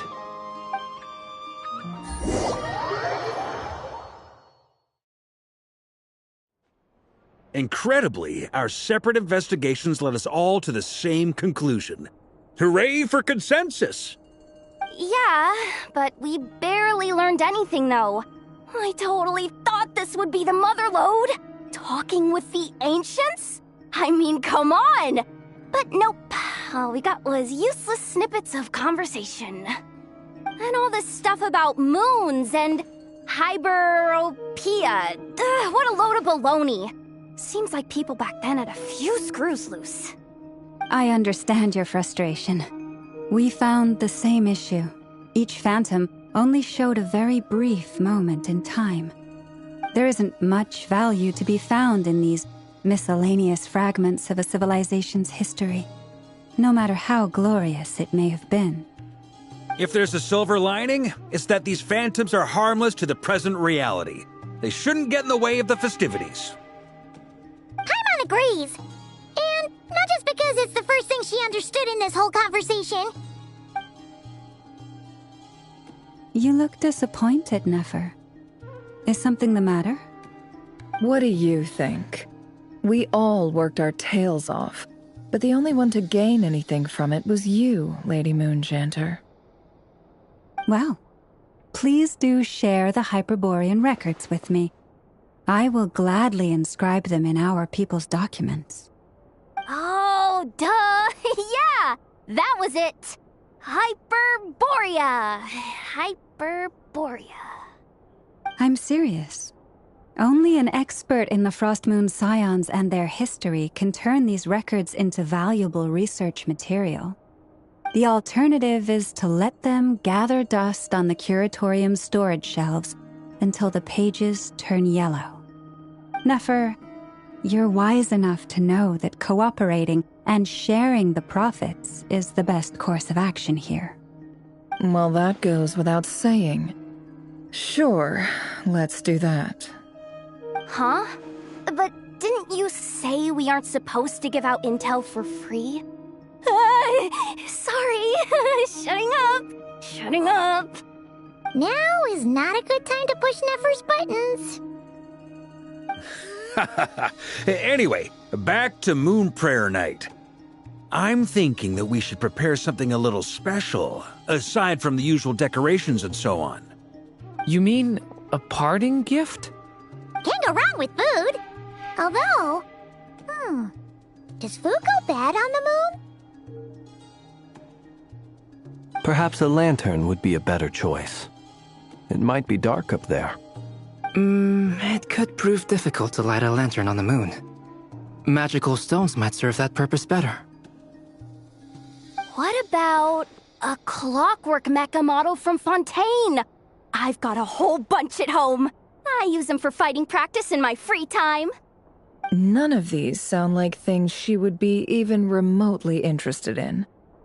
But we don't interact with her enough to know what she likes. Yeah. It would really save us the guesswork if someone could find out what she's into. Wait, what the? Traveler? They're all looking at you.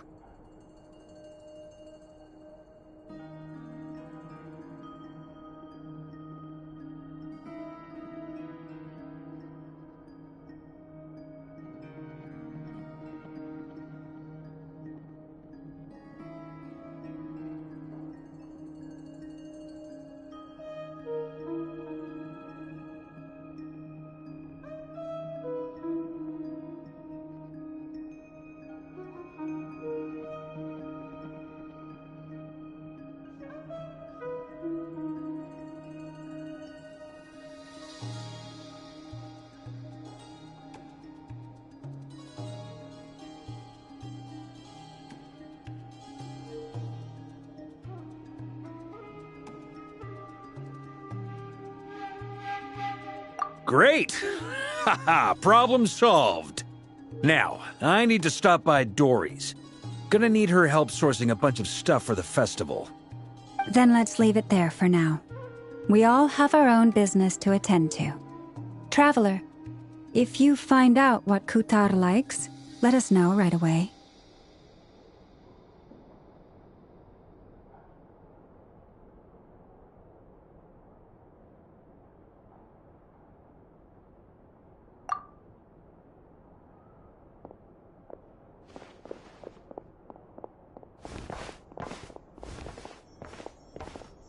Is something the matter?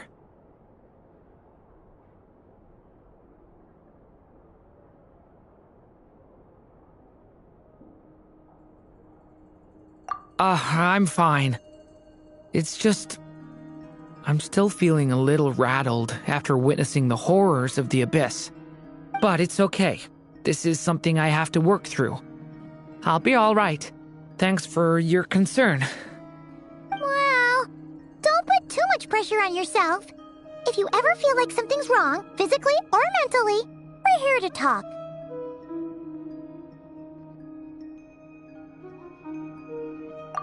Come on. Stop treating me like a kid.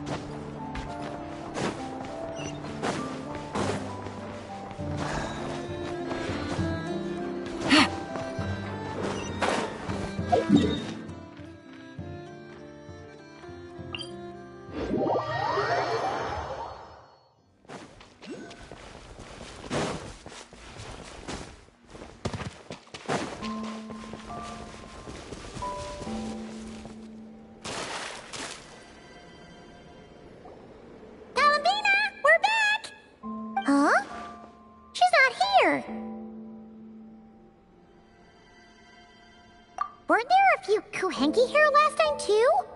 Where did they all go?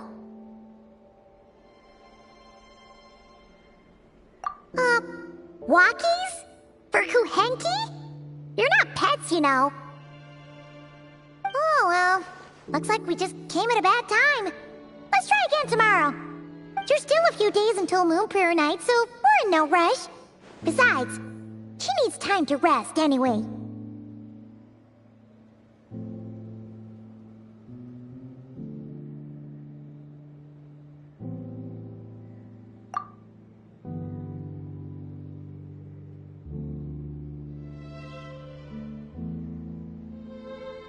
Kalamina! Are you back yet? Oh, how strange. Looks like she still isn't here. Right? It's not like her to spend so much time outside. Especially since she's worried about attracting unwanted attention. What about Luonatar? Luonatar, you there?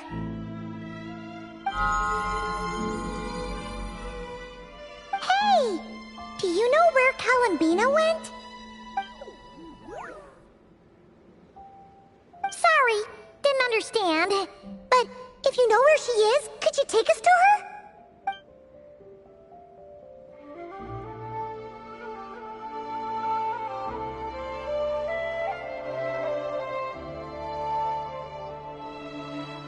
Yeah, that's even stranger.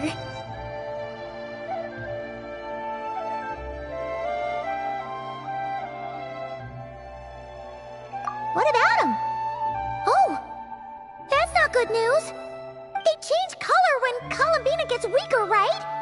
And they look super pale right now. Good idea. She might know what's happening.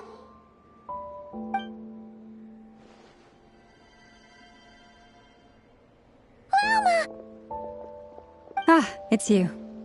How is Kutar? Is she okay?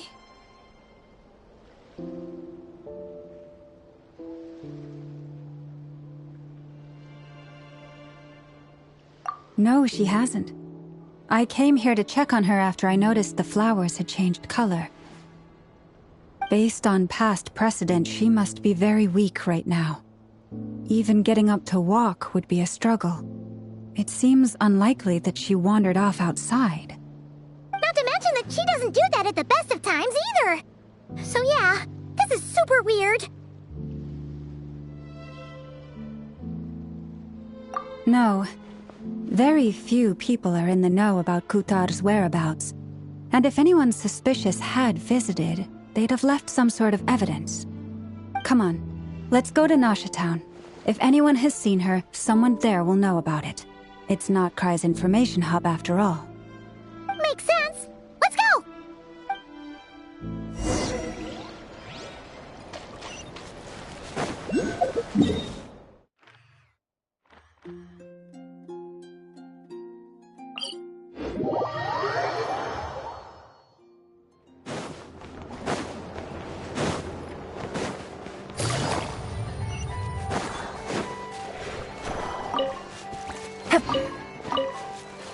Take it easy.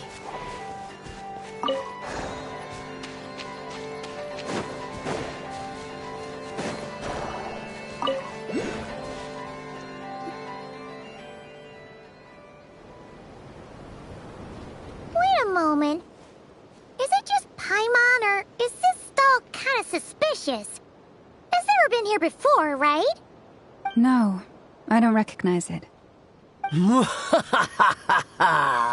Alas, your free and easy adventure time is over.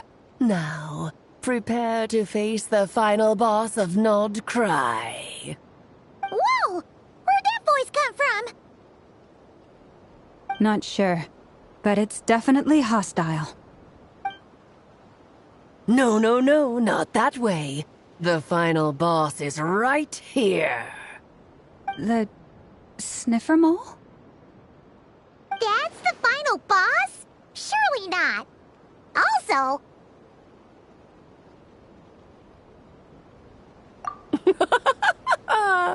Okay, the jig is up.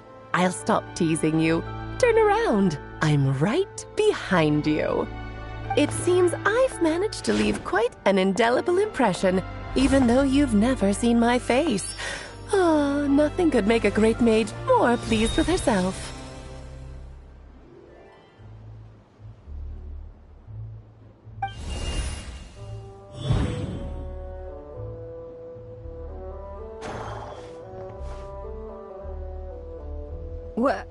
What is going on? I've heard that all the big shots in Teyvat have long, wordy titles that stun people speechless when they make their entrance. Unfortunately, none of them are affiliated with the Hexenzirkel, and we ourselves keep a very low profile. The notorious name-dropping doesn't quite work for us. Still, I, for one, think I'm really quite amazing. So that didn't stop me from coming up with a title anyway. Alice! It's really you this time? Not a lantern or a Dodoko, but Alice in the flesh? Oh, that's right. So, what do you think? How does it feel to finally meet me? You look like... Oh, that's the first thing you thought. A little surprising, but that actually makes me very happy. Because that means that when Klee grows up, she'll be just as stunningly beautiful as her mother. So she's a friend of yours? Kind of. This is actually the first time we've seen her in person. I see. Madam Mage, that was, quite a powerful entrance. I certainly won't be forgetting it anytime soon. It's okay, Lauma, don't force it. Paimon will do the honors. This is Alice from the Hexenzirkel. She's a friend of ours. And of Arcus, too. That's right. She's a good person, just kinda... unpredictable. Well, what is the human heart if not unpredictable? Hmm? If we could not do as we please, how would we differ from machines? I am Lauma, Moon Chanter of the Frost Moon Scions. It is a pleasure to meet you. Oh, I know. Before you got here, I spent a good, 15 minutes getting up to speed on Nod Krai's present situation. In other words, I've read the whole in the last episode part, so we can skip the pleasantries. Fair enough. Well, Miss Alice, I can already tell that you have quite a unique personality. You'll get used to it. Paimon sure is. So anyway, what are you doing in Nod Krai, Alice? Oh, I thought I told you already. This time, I'm the final boss. And what a formidable foe I shall be. Powerful, confident, decisive, and good luck finding my weak spot. You will never succeed.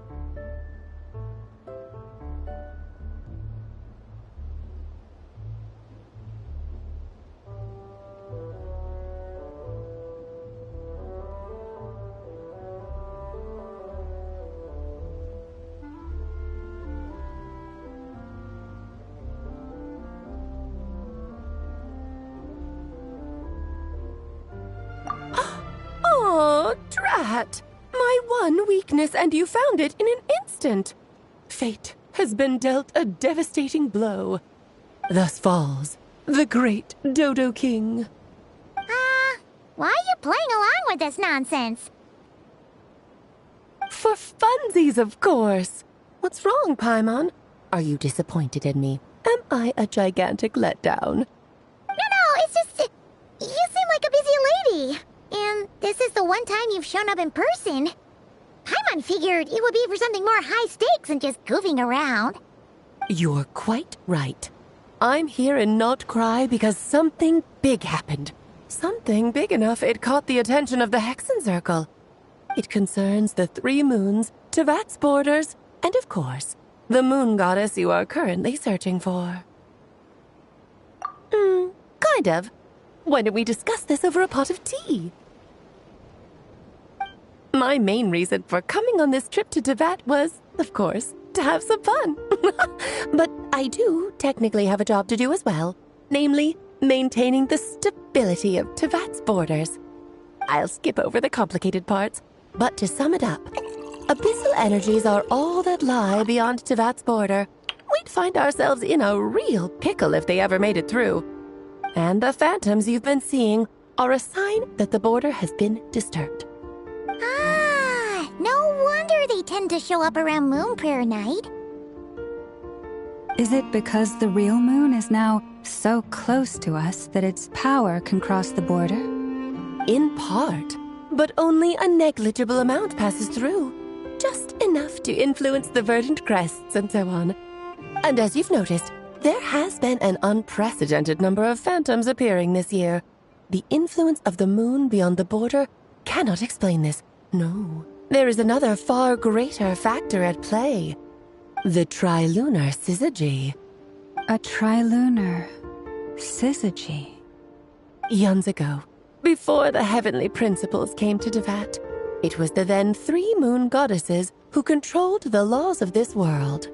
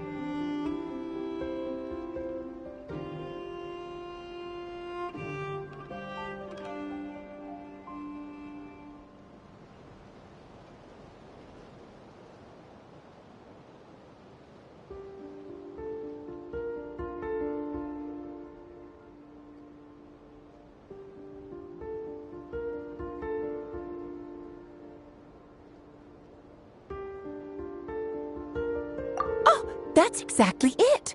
The three goddesses split these powers amongst themselves, promising never to consolidate them into one singular body. This was meant to keep the world stable. But, fast-forwarding to the present, the eternal moon's marrow is with you, while the iridescent moon's marrow, which should never have appeared in this world, has been retrieved. Add that to the presence of a moon goddess in the flesh and... the power of all three moons is gathered here in Nod Krai. There hasn't been an event like this since the War of Funerary Flame. And it's having a noticeable effect on Tevat's borders.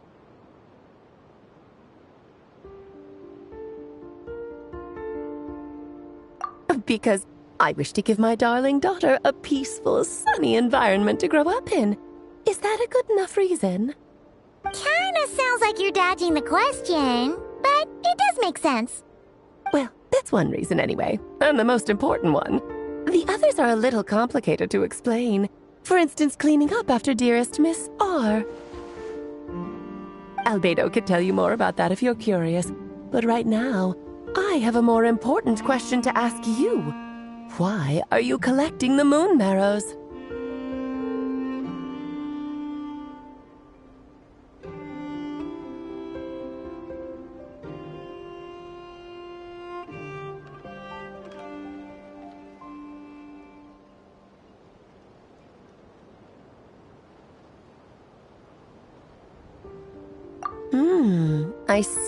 I see.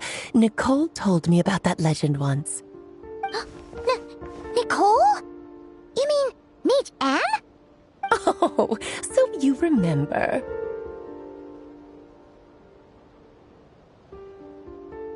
Ah, yes, of course. That was a story about fate, her area of expertise. But back to the story of our dear moon goddess. I'm afraid her intended method of returning to the moon is unlikely to work anymore. What does that mean? She may be missing, but she hasn't gone anywhere. She has disappeared.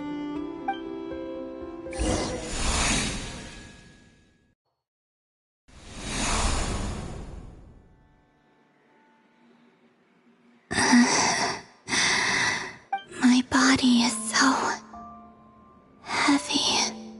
Wait, no. It's my mind that's heavy. My arms and legs are as light as a feather. What's happening to me? I feel drowsy, like I've been asleep for too long. Is it daytime or nighttime? Is the moon out? I think I'll go for a walk.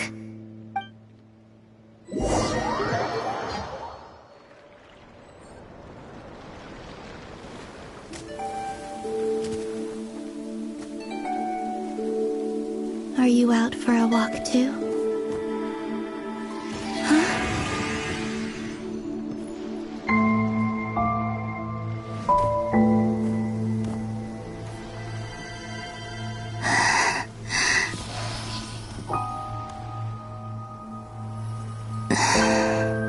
The day has come at last.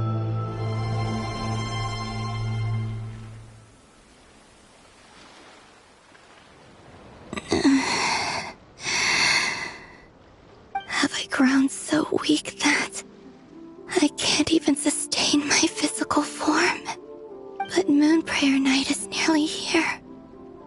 I was so close to returning home. Death is near. Is this how it ends for me? Will I return to the moon after I disappear? Or... I don't want it to end like this. So far, at least, I still exist. Even if not physically, I can still feel. But as my power wanes, I'm sure that too will fade. I suppose I might take one final look at this world. The world where I was born.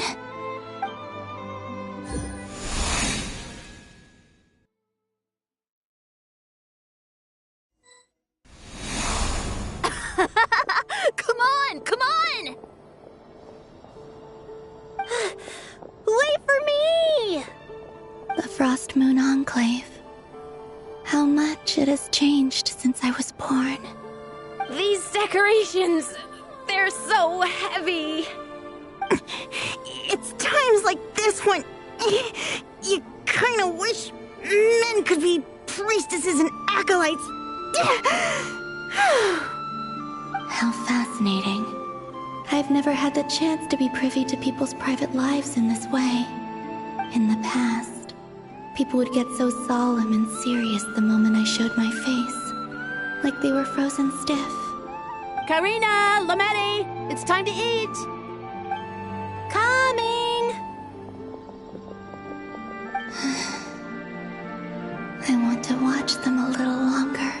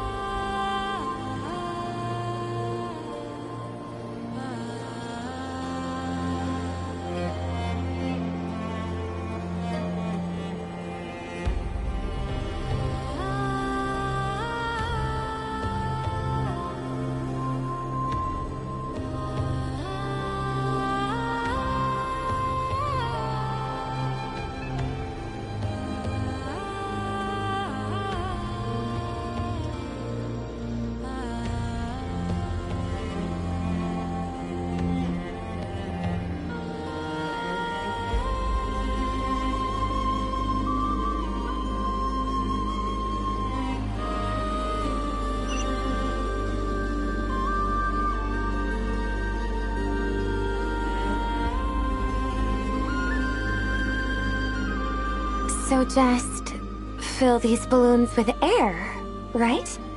Yep. Try a couple now to test things out. The rest can wait till Moon Prayer Night. Think fast! Rita! Teasing an acolyte of the Frost Moon Scions? Surely that's a punishable offense. Take this!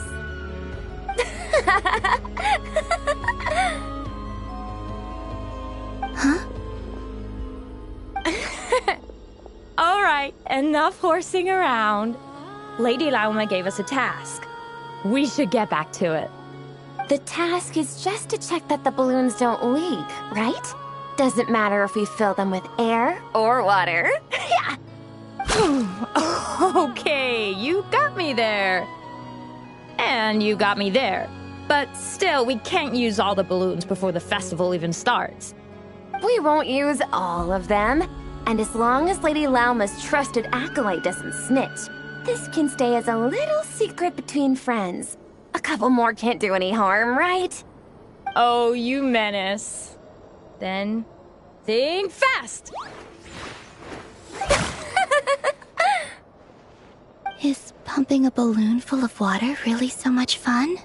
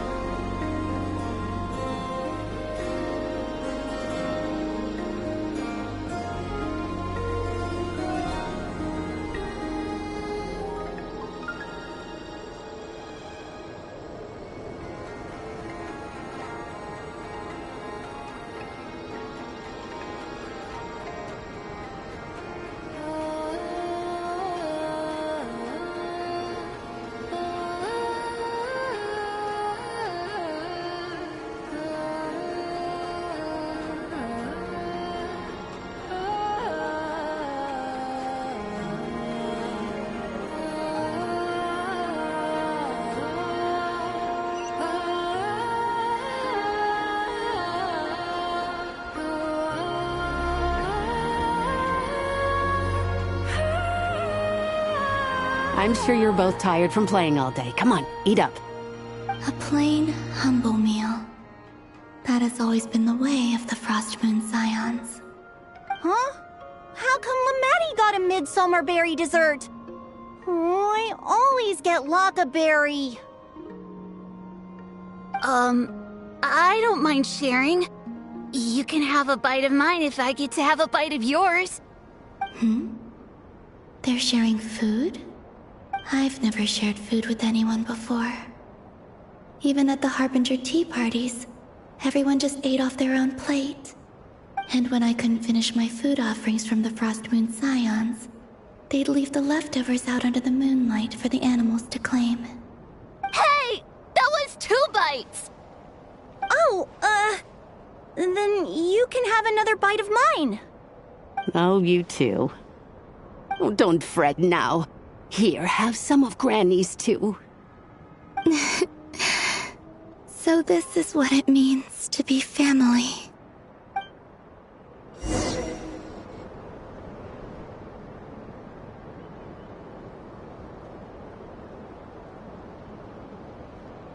I'm seeing so much that I'd never usually get to see. They'd never act like this when I was around. It's nice, being able to just watch people in peace in these final moments. What a rare opportunity. I think I'll go take a look around Nasha Town, too. Maybe the Traveler will be there.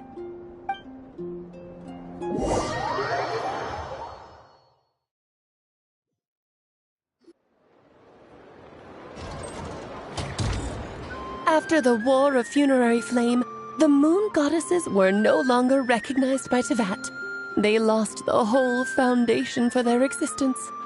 That's why the Moon Goddess's strength is fading. She cannot withstand the world's rejection of her.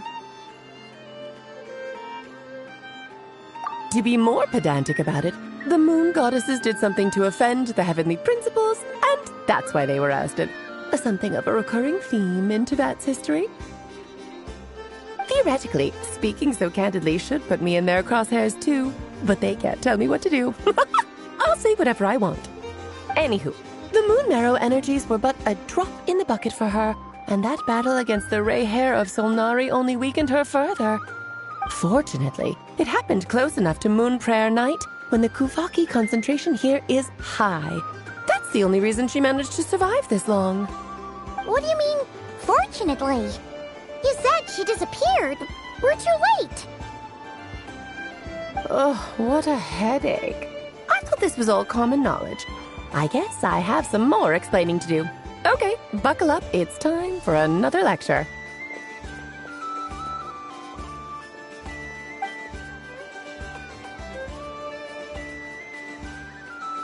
Now, I said earlier that the Moon Goddesses lost the foundation for their existence. The reason for that has to do with the natural order. Basically, the rationale for their existence in Teyvat was lost. The same logic applies to the present Moon Goddess, too. Consider her existence so far. Her comrades in the Fatui called her Damselette. And she was worshipped as Kutar by the Frost Moon Scions. But these connections have now been severed, whether by her hand or yours. So, the rationale that once sustained her existence is now gone. Wait, we did that to her? Oh, well, strictly speaking, yes. But let's not start pointing fingers, shall we? I'll only end up as the big bad villain, and that's not the kind of final boss I want to be. Of course I do. I'm only the greatest mage in the whole entire world. Now, if you wish to find your Moon Goddess, there are 2 problems we need to solve. Firstly, we'll need to strengthen the connection between her and Teyvat, at least enough to sustain her until Moon Prayer Night. Strengthen her connection? But does that mean I'll have to rally all the Frost Moon faithful behind this? I'm afraid a bygone faith and a former home won't be of any help to her now. Do you know her name? Her name?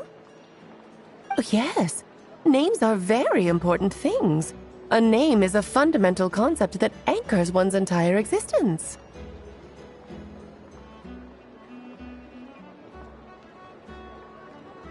Then your first job is to find it. As a moon goddess, I'm sure she must have a name she identifies with. Neither Columbina nor Kutar is her true name, and she's never really accepted either of them. So, finding out her real name is enough to sustain her existence? Yes, I know it sounds like a small step, but every journey begins that way. So for now, that's all we need to focus on. The second problem is with her plan to use the moon marrows to return to the moon. Unfortunately, piercing through the false sky will take an enormous amount of power. Given her current condition, she won't be able to provide anywhere near enough power, even if she recovers her physical form. But no need to fret. Nicole's the expert in this field, and I'm sure she'll figure something out. Wait, Mage N is going to help us out too? That means we've got 2 Hexacircle mages on the case. This is turning into a pretty big deal. Actually, this is more of a side quest for me. Like you said, I'm a busy lady, so I can't stay for too long. I'll have to return to Tibet's border soon.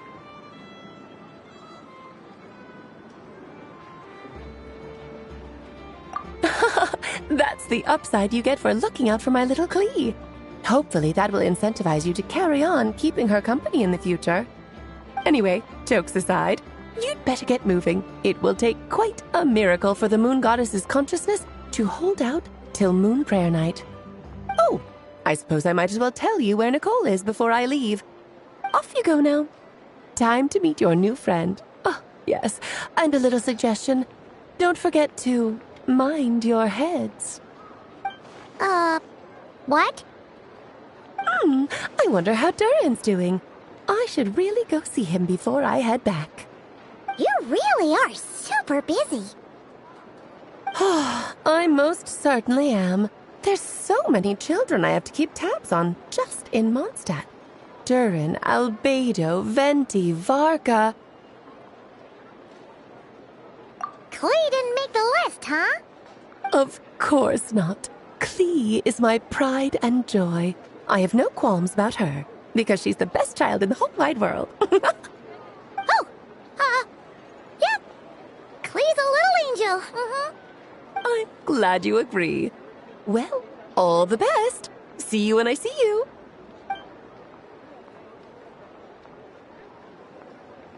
She left in a hurry.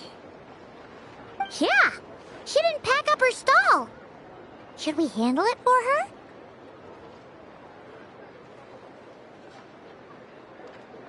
I must say, I'm now very curious about her daughter. Klee, wasn't it?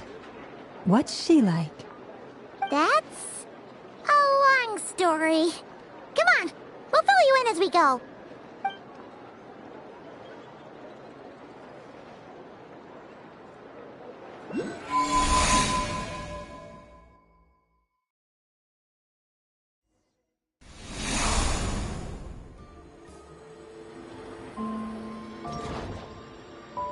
What a lively place.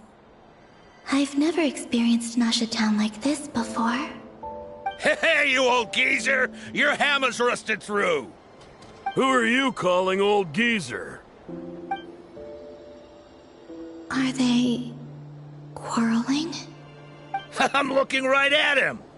You've really gone downhill since giving your daughter free rein in the workshop. Can you even swing a hammer anymore? It shouldn't take you days just to fix a single chair. You might as well use that hammer to massage my back for all the good it's doing. Don't run your mouth, or you'll get a back massage that'll put you in bed for the rest of your life. Look, the materials haven't arrived yet, all right? You know how busy it gets in the days before moon prayer night. I'll bet you send all the materials to your little princess. Blood's always thicker than water, huh? All right, you've made your point, Uncle Koski. As soon as the materials arrive, fixing your chair will be the #1 priority. And Dad, if you've got time to chat, why don't you lend me a hand, See? Lolka knows what the score is. I guess they're friends. But the way they spoke to each other was so ugly. Then again, it wouldn't be the first time I've seen something like this. Columbina!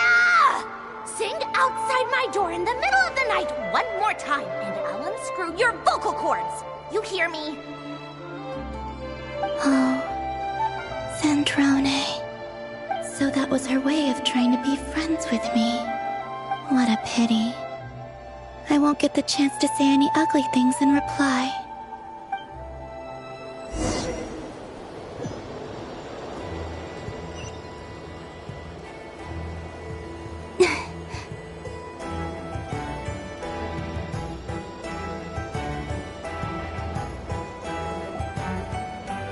Hey, have you decided what to give her for Moon Prayer Night?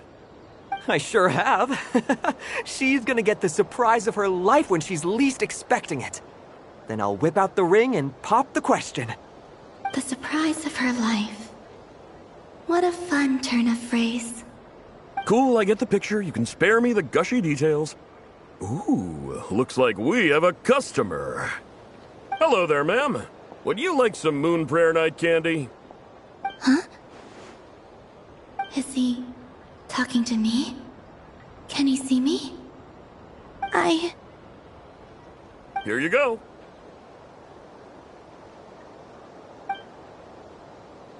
Oh.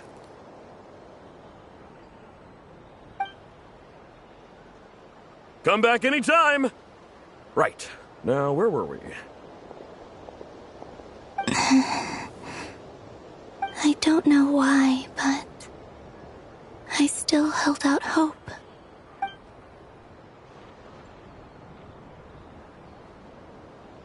The most important thing right now is to find that mage. This name thing seems super important too, but where do we even start looking? I'd better go pay the Fatui a visit.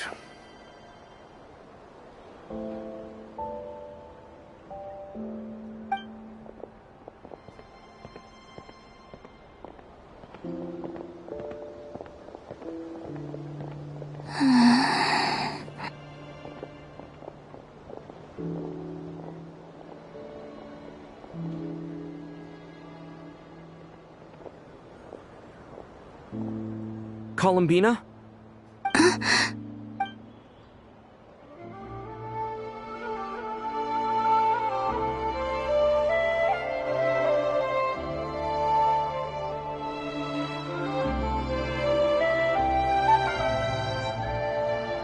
Traveler?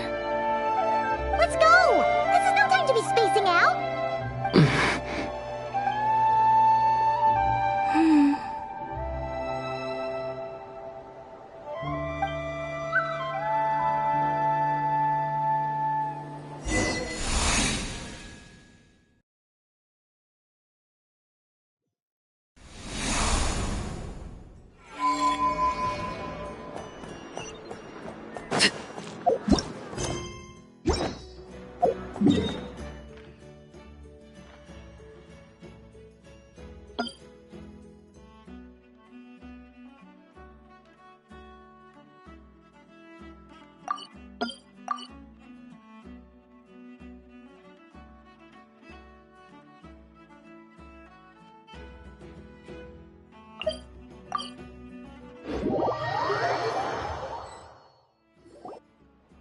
Where are they going?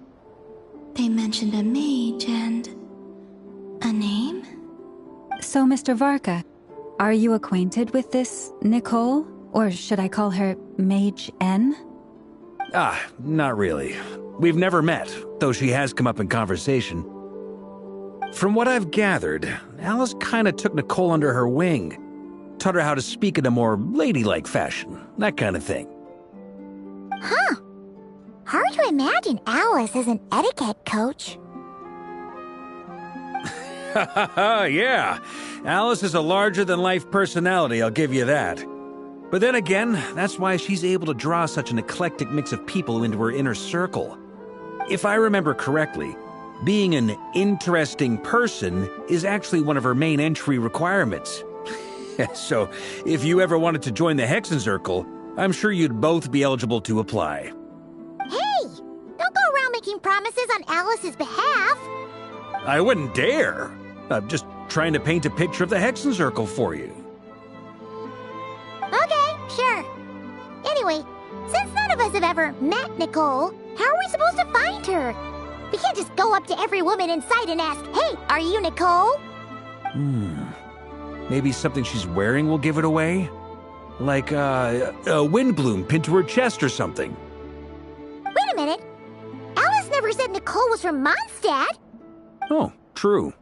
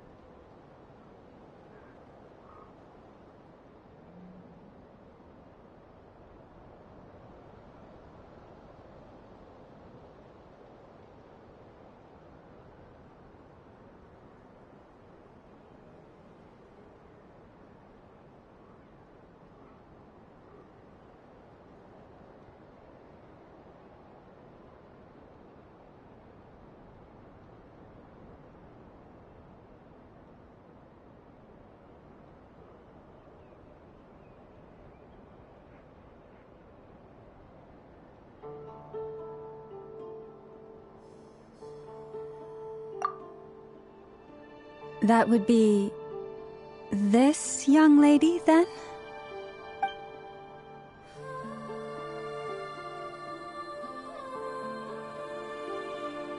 Hey there! Sorry to disturb you, but... are you Miss Nicole? Varka, Knight of Boreas of the Knights of Favonius. Alice might have mentioned me before. Have we got the wrong person? Sorry. Well, this is awkward. When I shook my head, I meant, no, Alice hasn't mentioned you before.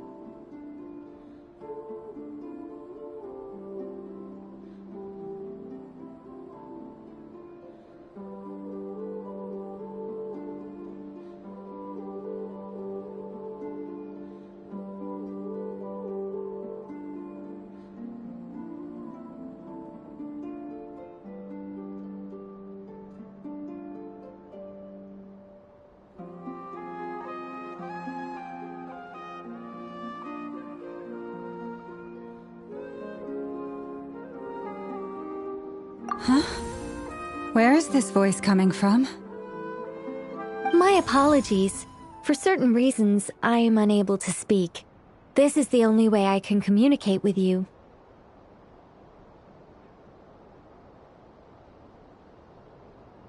It might take some getting used to, but I hope you can understand.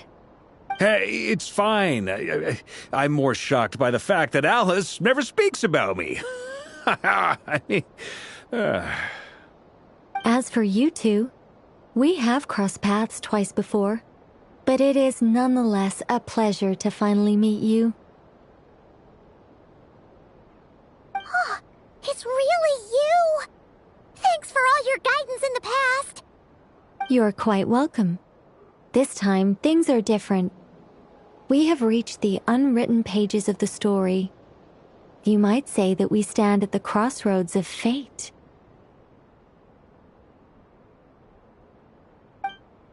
Now then, allow me to formally introduce myself.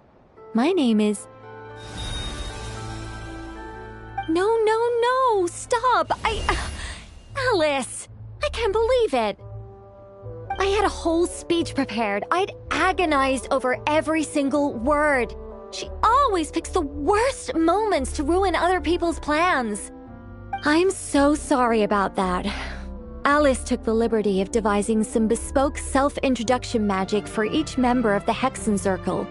But I could have sworn I deleted all of the triggering conditions for it. How did it bypass everything?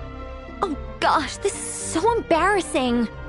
This is a very different side of Nicole than what we're used to. Is she not used to face-to-face interactions? Don't worry about it. We've seen that introduction magic once already, so it wasn't too much of a shock. Please go on, Miss Nicole. We'd love to hear what you have to say, or, well, communicate. Huh? Are they talking to this lady? But... Will you all promise to forget that horrendously embarrassing introduction? Sorry? Embarrassing?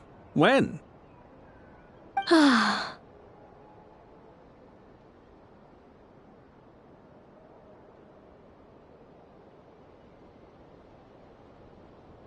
Yes, my name is Nicole, and I am one of a very few angels who have retained both their preferred form and their power.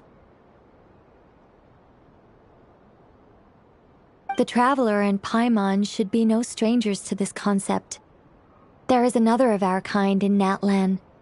They call her the Lord of the Night. Right! Paimon remembers her! Yes. Well, I have retained more of my power than she. It's because I don't have a long-term duty to fulfill. To be more specific, no. We'll be here all day if I get into the specifics. Moving on. If I'm not mistaken, you are here because you wish to learn how one might reach the moon beyond the sky. That's right. Is that something you can give us any guidance on? Yes, I do know a way. It began with the Hyperboreans, who lived after the War of Funerary Flame. Blank looks. Maybe I should start with the background of the war. Or maybe not. It shouldn't be an issue. I'll fill in the gaps for you when we have more time. Anyway, after that war ended, the three moons retreated to beyond the false sky. The Hyperboreans were humans I once aided. They accepted the civilization and creations bestowed upon them by the angels. But despite accepting many blessings of the angels, many among them still held on to their faith in the moons. They were reluctant to accept the new order, even after the War of Funerary Flame. They sought to contact the moon goddesses beyond the sky and receive their guidance. But all three had passed away by that point.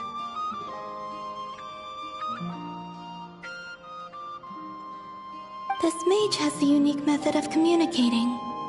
Is she talking about the moons? Yes, but they did not know. And so, Still, they prayed for the moon goddess's mercy. After building titanic structures that consumed vast amounts of Kuvaki, at last they glimpsed the moons and heard their voices. But of course, they were gravely disappointed, for it was then that they realized the 3 moon goddesses were dead. Oh, that's such a sad story. It is. Humanity was in a very sorry state at that time. The angels who had once aided them were gone, and the war of funerary flames had left them homeless and destitute. Just a second, I gotta ask. How relevant is all this history to the task at hand? Well, I mean, it's... Okay, it seems we've drifted into irrelevant narrative waters. It's been a while since I've had the chance to speak inside someone's head.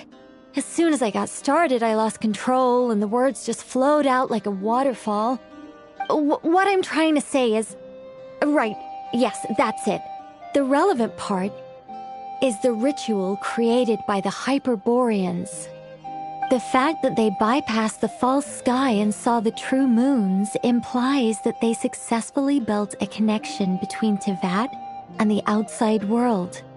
Which means, with enough Kuvaki and a sufficiently stable connection, it should be feasible to send one person over the border. Okay, so they built some kind of portal? Oh, yes. A portal. Yes. Is something wrong? You sound disappointed. I just didn't expect you to summarize it so well. It turns out I could have said all that in one word, if only I'd managed to think of it. No, please, it's fine. This is invaluable knowledge. I'll be sure to record and preserve everything in writing. Oh, really? Well, in that case, I suppose I could backtrack and add some more detail.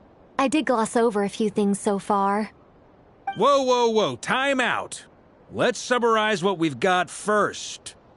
The Hyperboreans were the last ones to use this method, right? So we somehow need to find whatever structure they built and make sure there's enough Kuvaki to power it up. Luckily, we have the moon marrow of both the eternal and iridescent moons, so we're all good for Kuvaki. Which means the key issue we need to focus on is finding the place. Am I right so far? Yes.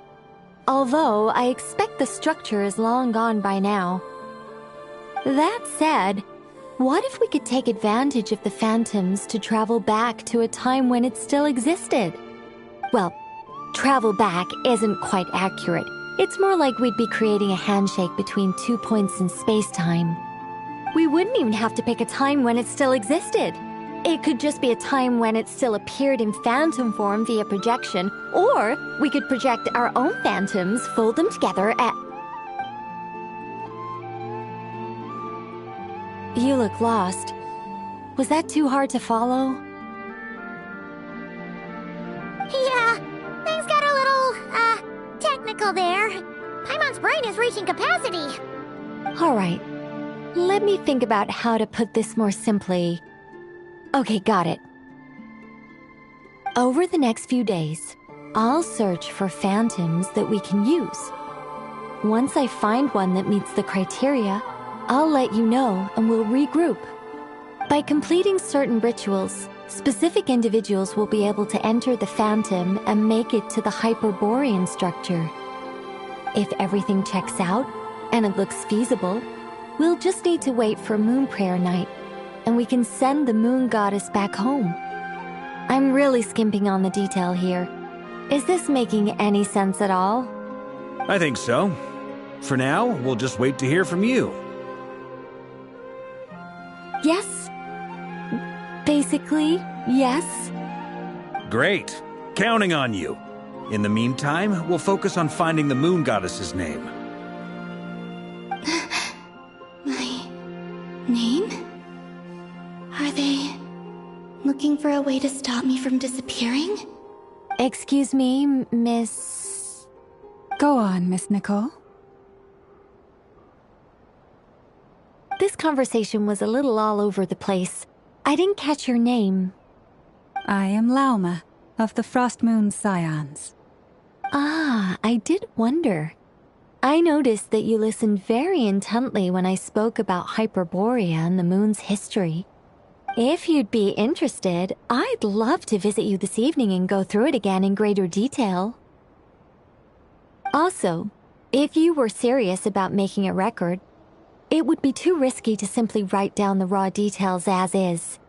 I would suggest some tweaks. Maybe rewrite the stories as fairy tales or fables, perhaps even prayers. Anyway, we can cross that bridge when we come to it. So, see you later then? Oh, and no need to prepare anything. Just a cup of tea will do. See ya! She seems friendly. It's just... It's so nice to find someone who's actually willing to listen. I've been dying for a chance to finally go through all this systematically from start to finish. Any longer and I'd probably start forgetting it. Now Paimon gets why Alice told us to mind our heads. Ha ha ha ha, what did I tell you? A lot of quirky people in Alice's orbit. Now then, the next order of business is, where do we start looking for the moon goddess's name? Maybe the rest of what Nicole has to say might give us some clues. Once I've heard her out, I'll summarize the salient points and share them with you all. I'm also inclined to review our other documents. Yes, our faith was first established by our Hyperborean ancestors, but many of the more factually accurate records are from after Kutar's birth.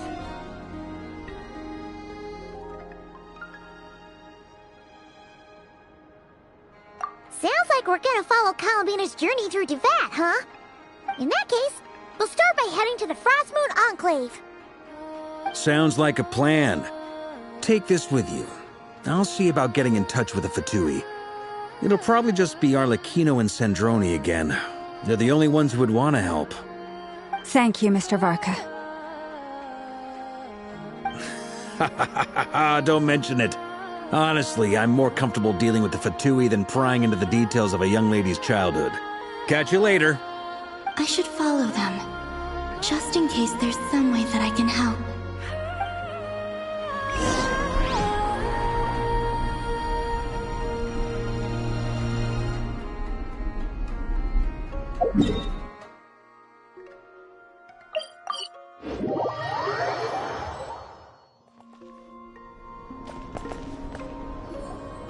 A while ago, I took the time to organize all documents in our possession that pertain to Kutar. What you see here is the material I consider reliable. You're saying there's unreliable material too? Yes. Most of the information we have was transmitted through an oral tradition. Inevitably, some of her stories were mythologized and deified over the years through countless retellings. That's why I organized them into reliable and unreliable. There's no sense seeking answers in history unless we can ensure the veracity of the historical record. Makes sense. All right, let's take a look through.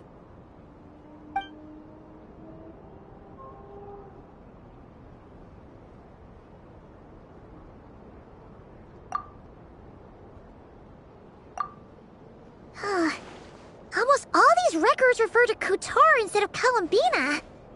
Although neither of those is her real name. Paimon's not sure what point she's trying to make. What we can gather from these records is that the Frost Moon Scions worshipped her as a god, placing impossible expectations upon her. I cannot fault them for their earnest faith, but for all their devotion, worshipping her day in, day out changed nothing. I imagine that none of it resonated with Columbina. It wouldn't surprise me if, even back then, she had already begun to reject the name Kutar and everything it represented. Lauma speaks the truth. When I heard them call upon Kutar with hope and expectation in their voices, they may as well have been calling upon somebody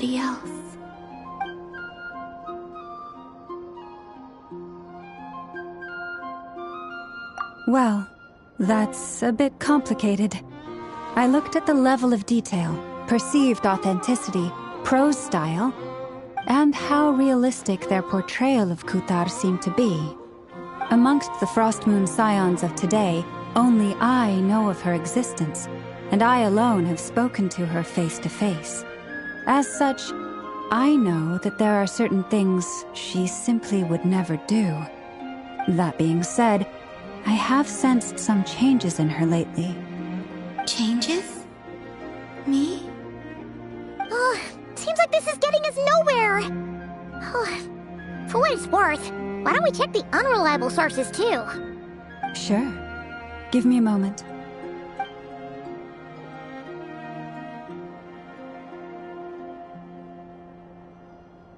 Exerting but a fraction of her divine might, Kutar sheared a great mass from the snow-capped mountain and cast it into the sea, upon whose surface shone the mirror image of the moon. Thus was formed the island of Hisi. Yeah, right. That doesn't even begin to pass the sniff test. The 3 moons are naught but lies through and through. Only one moon has ever shone for us, and Kutar is her name.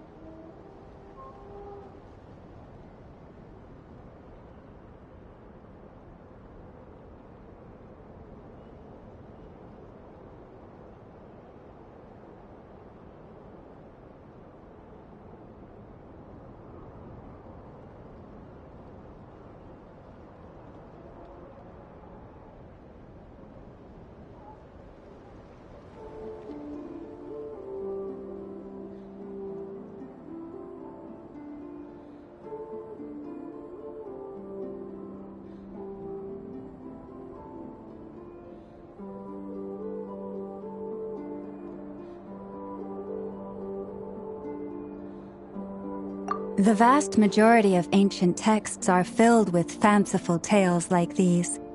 I trust you understand my criteria a little better now. Kutar did not speak, merely gazing into the distance in silence. And where her gaze landed, this was her prophecy.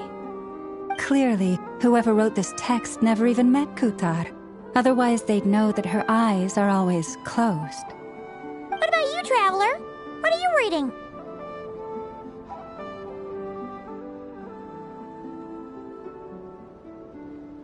Come on, let Paimon see. The child wished to build a wooden nest with which to shield a fledgling bird from the cold. But being so young and lacking in strength, the child could not snap the branches from the trees. Kutar was passing by. Upon seeing the child, she summoned forth the Kuhenki, who built a beautiful nest for the child. I remember that.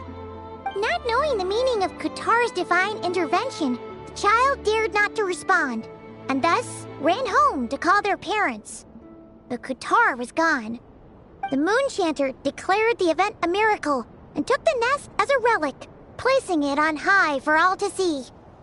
The child was named as one favored by the goddess, and was greatly respected amongst the people. Yet, no further miracles were bestowed, and this matter was forgotten in but a few years. Huh. Any thoughts after reading that? Yeah. Palabina probably just wanted to join the kid in making nests. Ah. I'd originally considered this a fabrication, because Kutar did not perform any similar actions in subsequent records. But now that I think about it, it does seem like something Columbina would do. It's just that... She didn't know how other people would interpret her actions. She was probably worried about making things difficult for people. So, she gradually stopped joining in. Yes. Oh, that's so sad.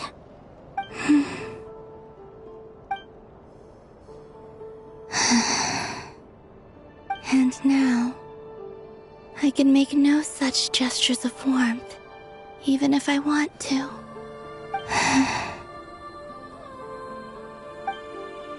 Still no name. It's a bit of a shame. But we did learn some interesting stories. That's gotta count for something. Barker said he was gonna set up a meeting with Arlecchino and Centrone, right? Let's go back to Nashi Town and see how he's doing.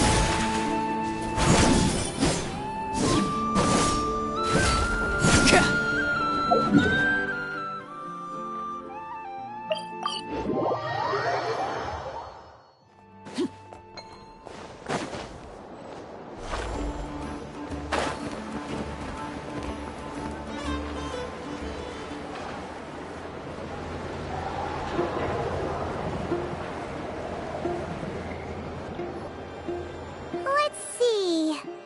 There's Varka. Oh, and it's Durin and Albedo too. Yeah, this is pretty much the same place we bumped into each other last time. I convinced them to stick around a little longer. We were all waiting on people, so I figured having a little company would help pass the time.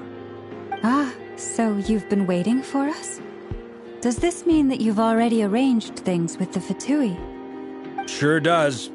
Now you're back, we can go meet up with them together. How'd your investigation at the Frost Moon Enclave go? Well, we didn't find out Columbina's true name. But apart from that, it went pretty well.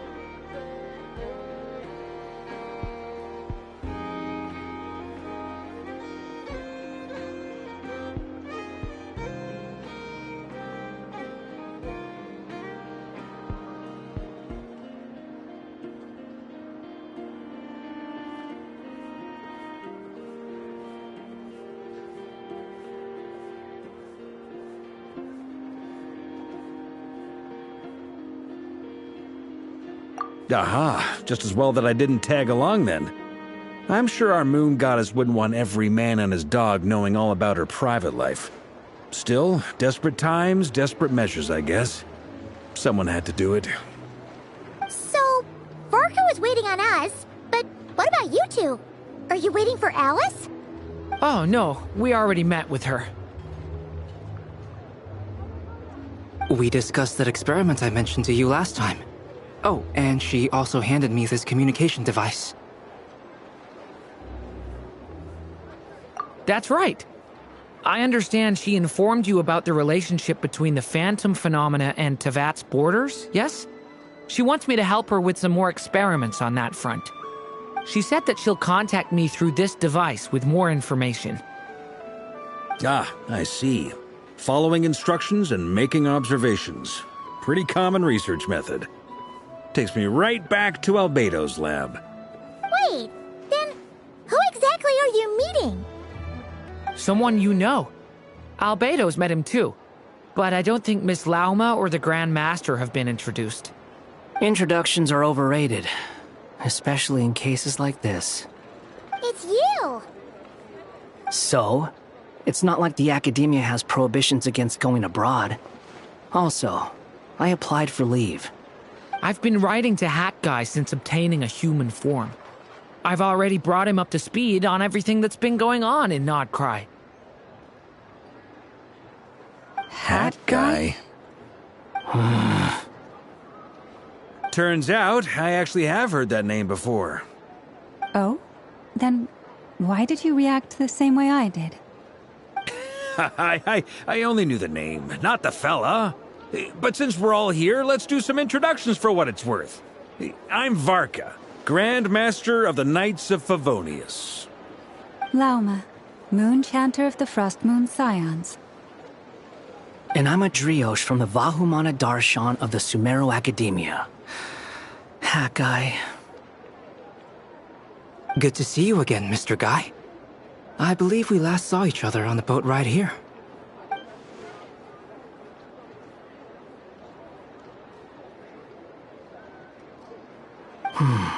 Mind you, the only reason I came here is because there's someone I want to look into. Who's that? The Doctor, also known as Dottore, second of the Fatui Harbingers.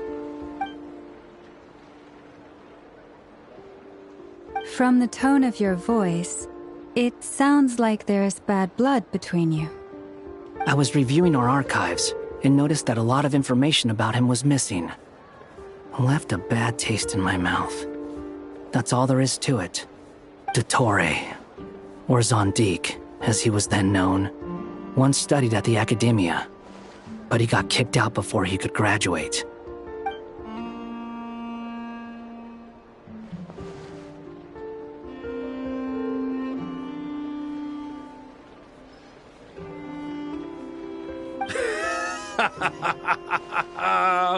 So the Harbinger's #2 man is a college dropout?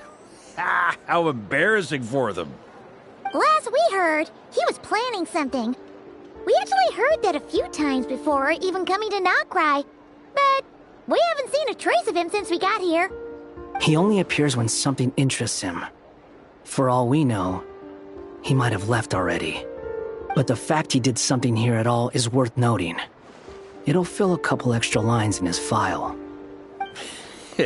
Why does it sound less like a file you're writing and more like a criminal record?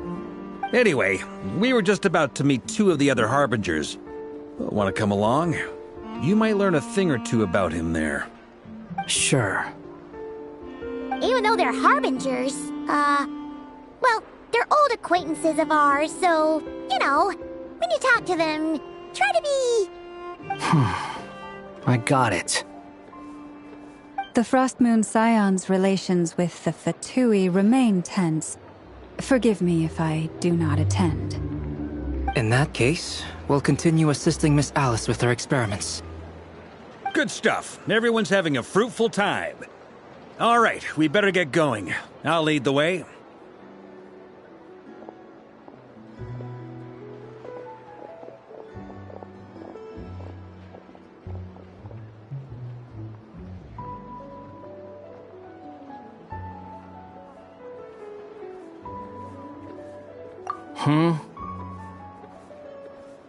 Well, yeah, that's obviously part of it. But I'm not the only one who has a score to settle with him. Neither you, nor Lesser Lord Kusanali, nor I want to see him meddling with things again. What's the hurry? Don't worry. Pigeons always know which way home is.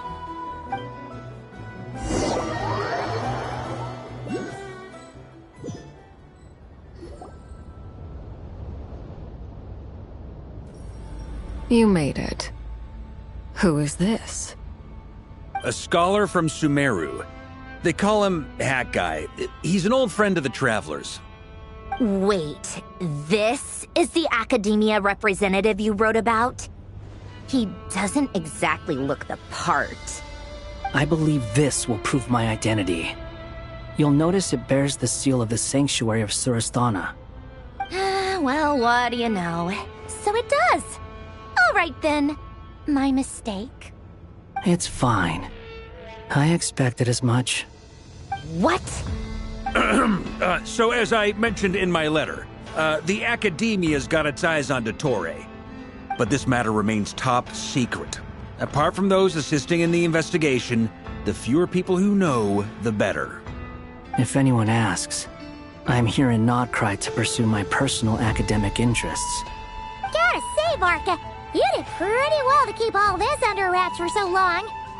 Sounds like you got in touch with the Academia about this way back. you flatter me.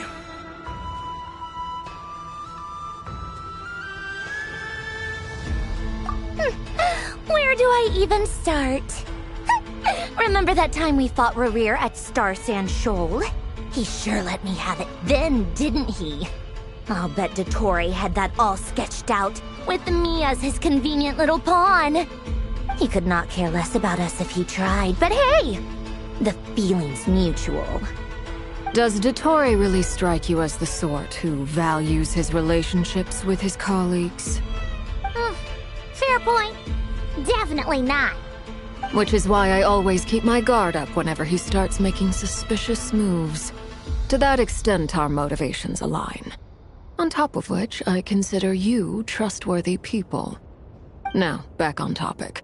In the wake of the Reikir of Solnari episode, Sandrone and I grew suspicious about Dottore's complete inaction during the entire affair. So we tried to find out what he'd been up to, but unfortunately to no avail. He never lets anyone in on his plans. The more he cares about something, the more secretive he gets. Indeed. Perhaps he believes that by keeping a low profile, he can avoid trouble. But that trick isn't going to work on his colleagues. Yeah, I mean, he's been researching the ancient moon's remnants. And he's been trying to get his paws on the moon marrows. Only an idiot would believe he doesn't have something more planned. With this in mind, I returned to Snezhnaya and relayed my thoughts to Her Majesty the Tsaritsa, entreating her to have him recalled. That's pretty direct. Did the Tsaritsa agree? Yes. I made it abundantly clear that the Fatui's business in Nod Krai is almost concluded, and we do not need 3 harbingers in this territory. Her Majesty concurred. Accordingly, Dottore has returned at her orders. I imagine he's continuing with experiments, which no one besides he would ever have any interest in. Common sense might mean nothing to him, but he's not stupid. He knows that no good can come from opposing the Tsaritsa. Smarts alone won't get him all the way. He needs the Rooster's resources and Regrator's Mora, both of which the Tsaritsa can strip from him by waggling a finger. But doesn't he have a track record of publicly following orders while going against them in private?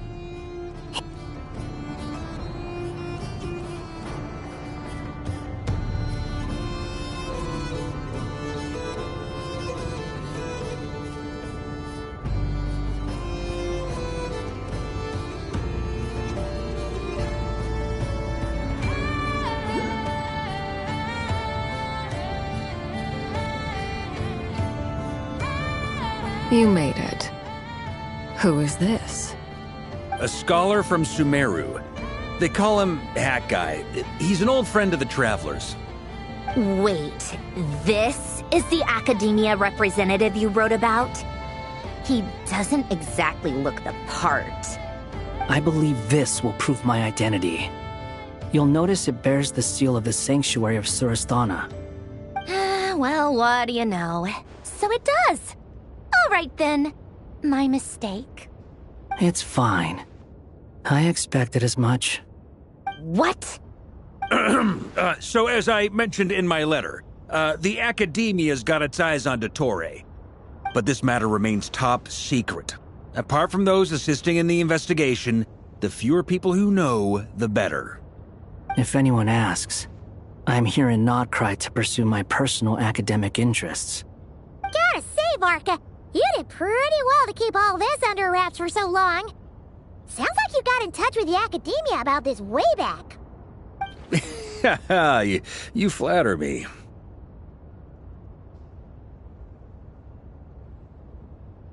Where do I even start? Remember that time we fought Rerir at Star Sand Shoal? He sure let me have it then, didn't he? I'll bet Dottore had that all sketched out, with me as his convenient little pawn.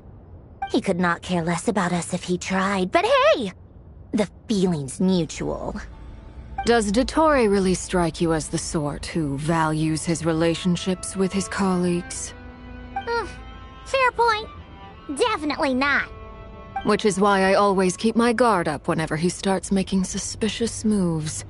To that extent, our motivations align. On top of which, I consider you trustworthy people. Now, back on topic. In the wake of the Reikir of Solnari episode, Sandrone and I grew suspicious about Dottore's complete inaction during the entire affair.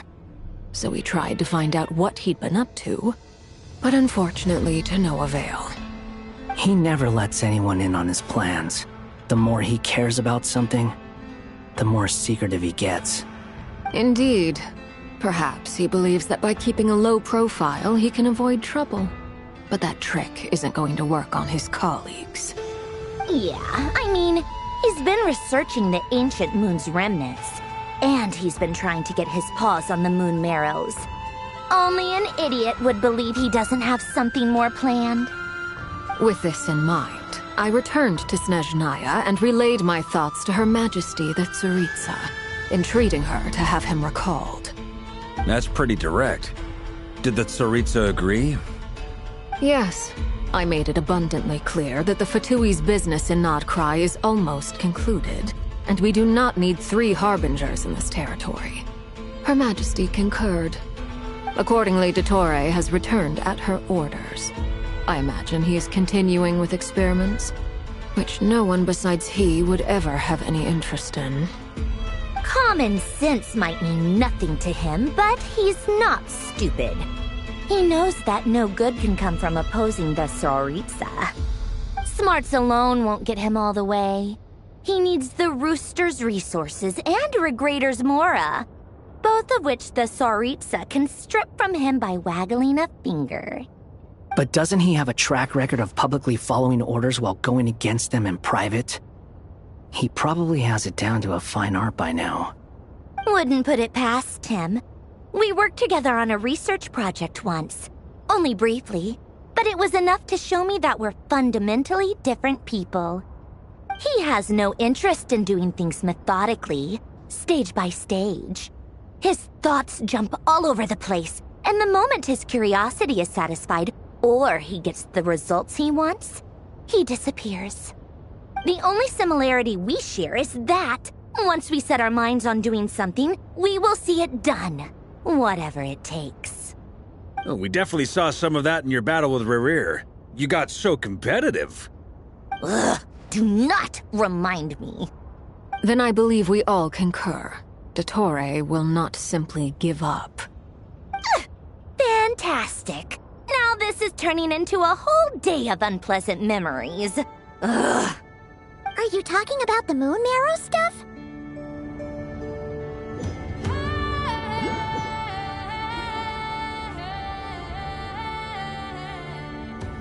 You made it. Who is this?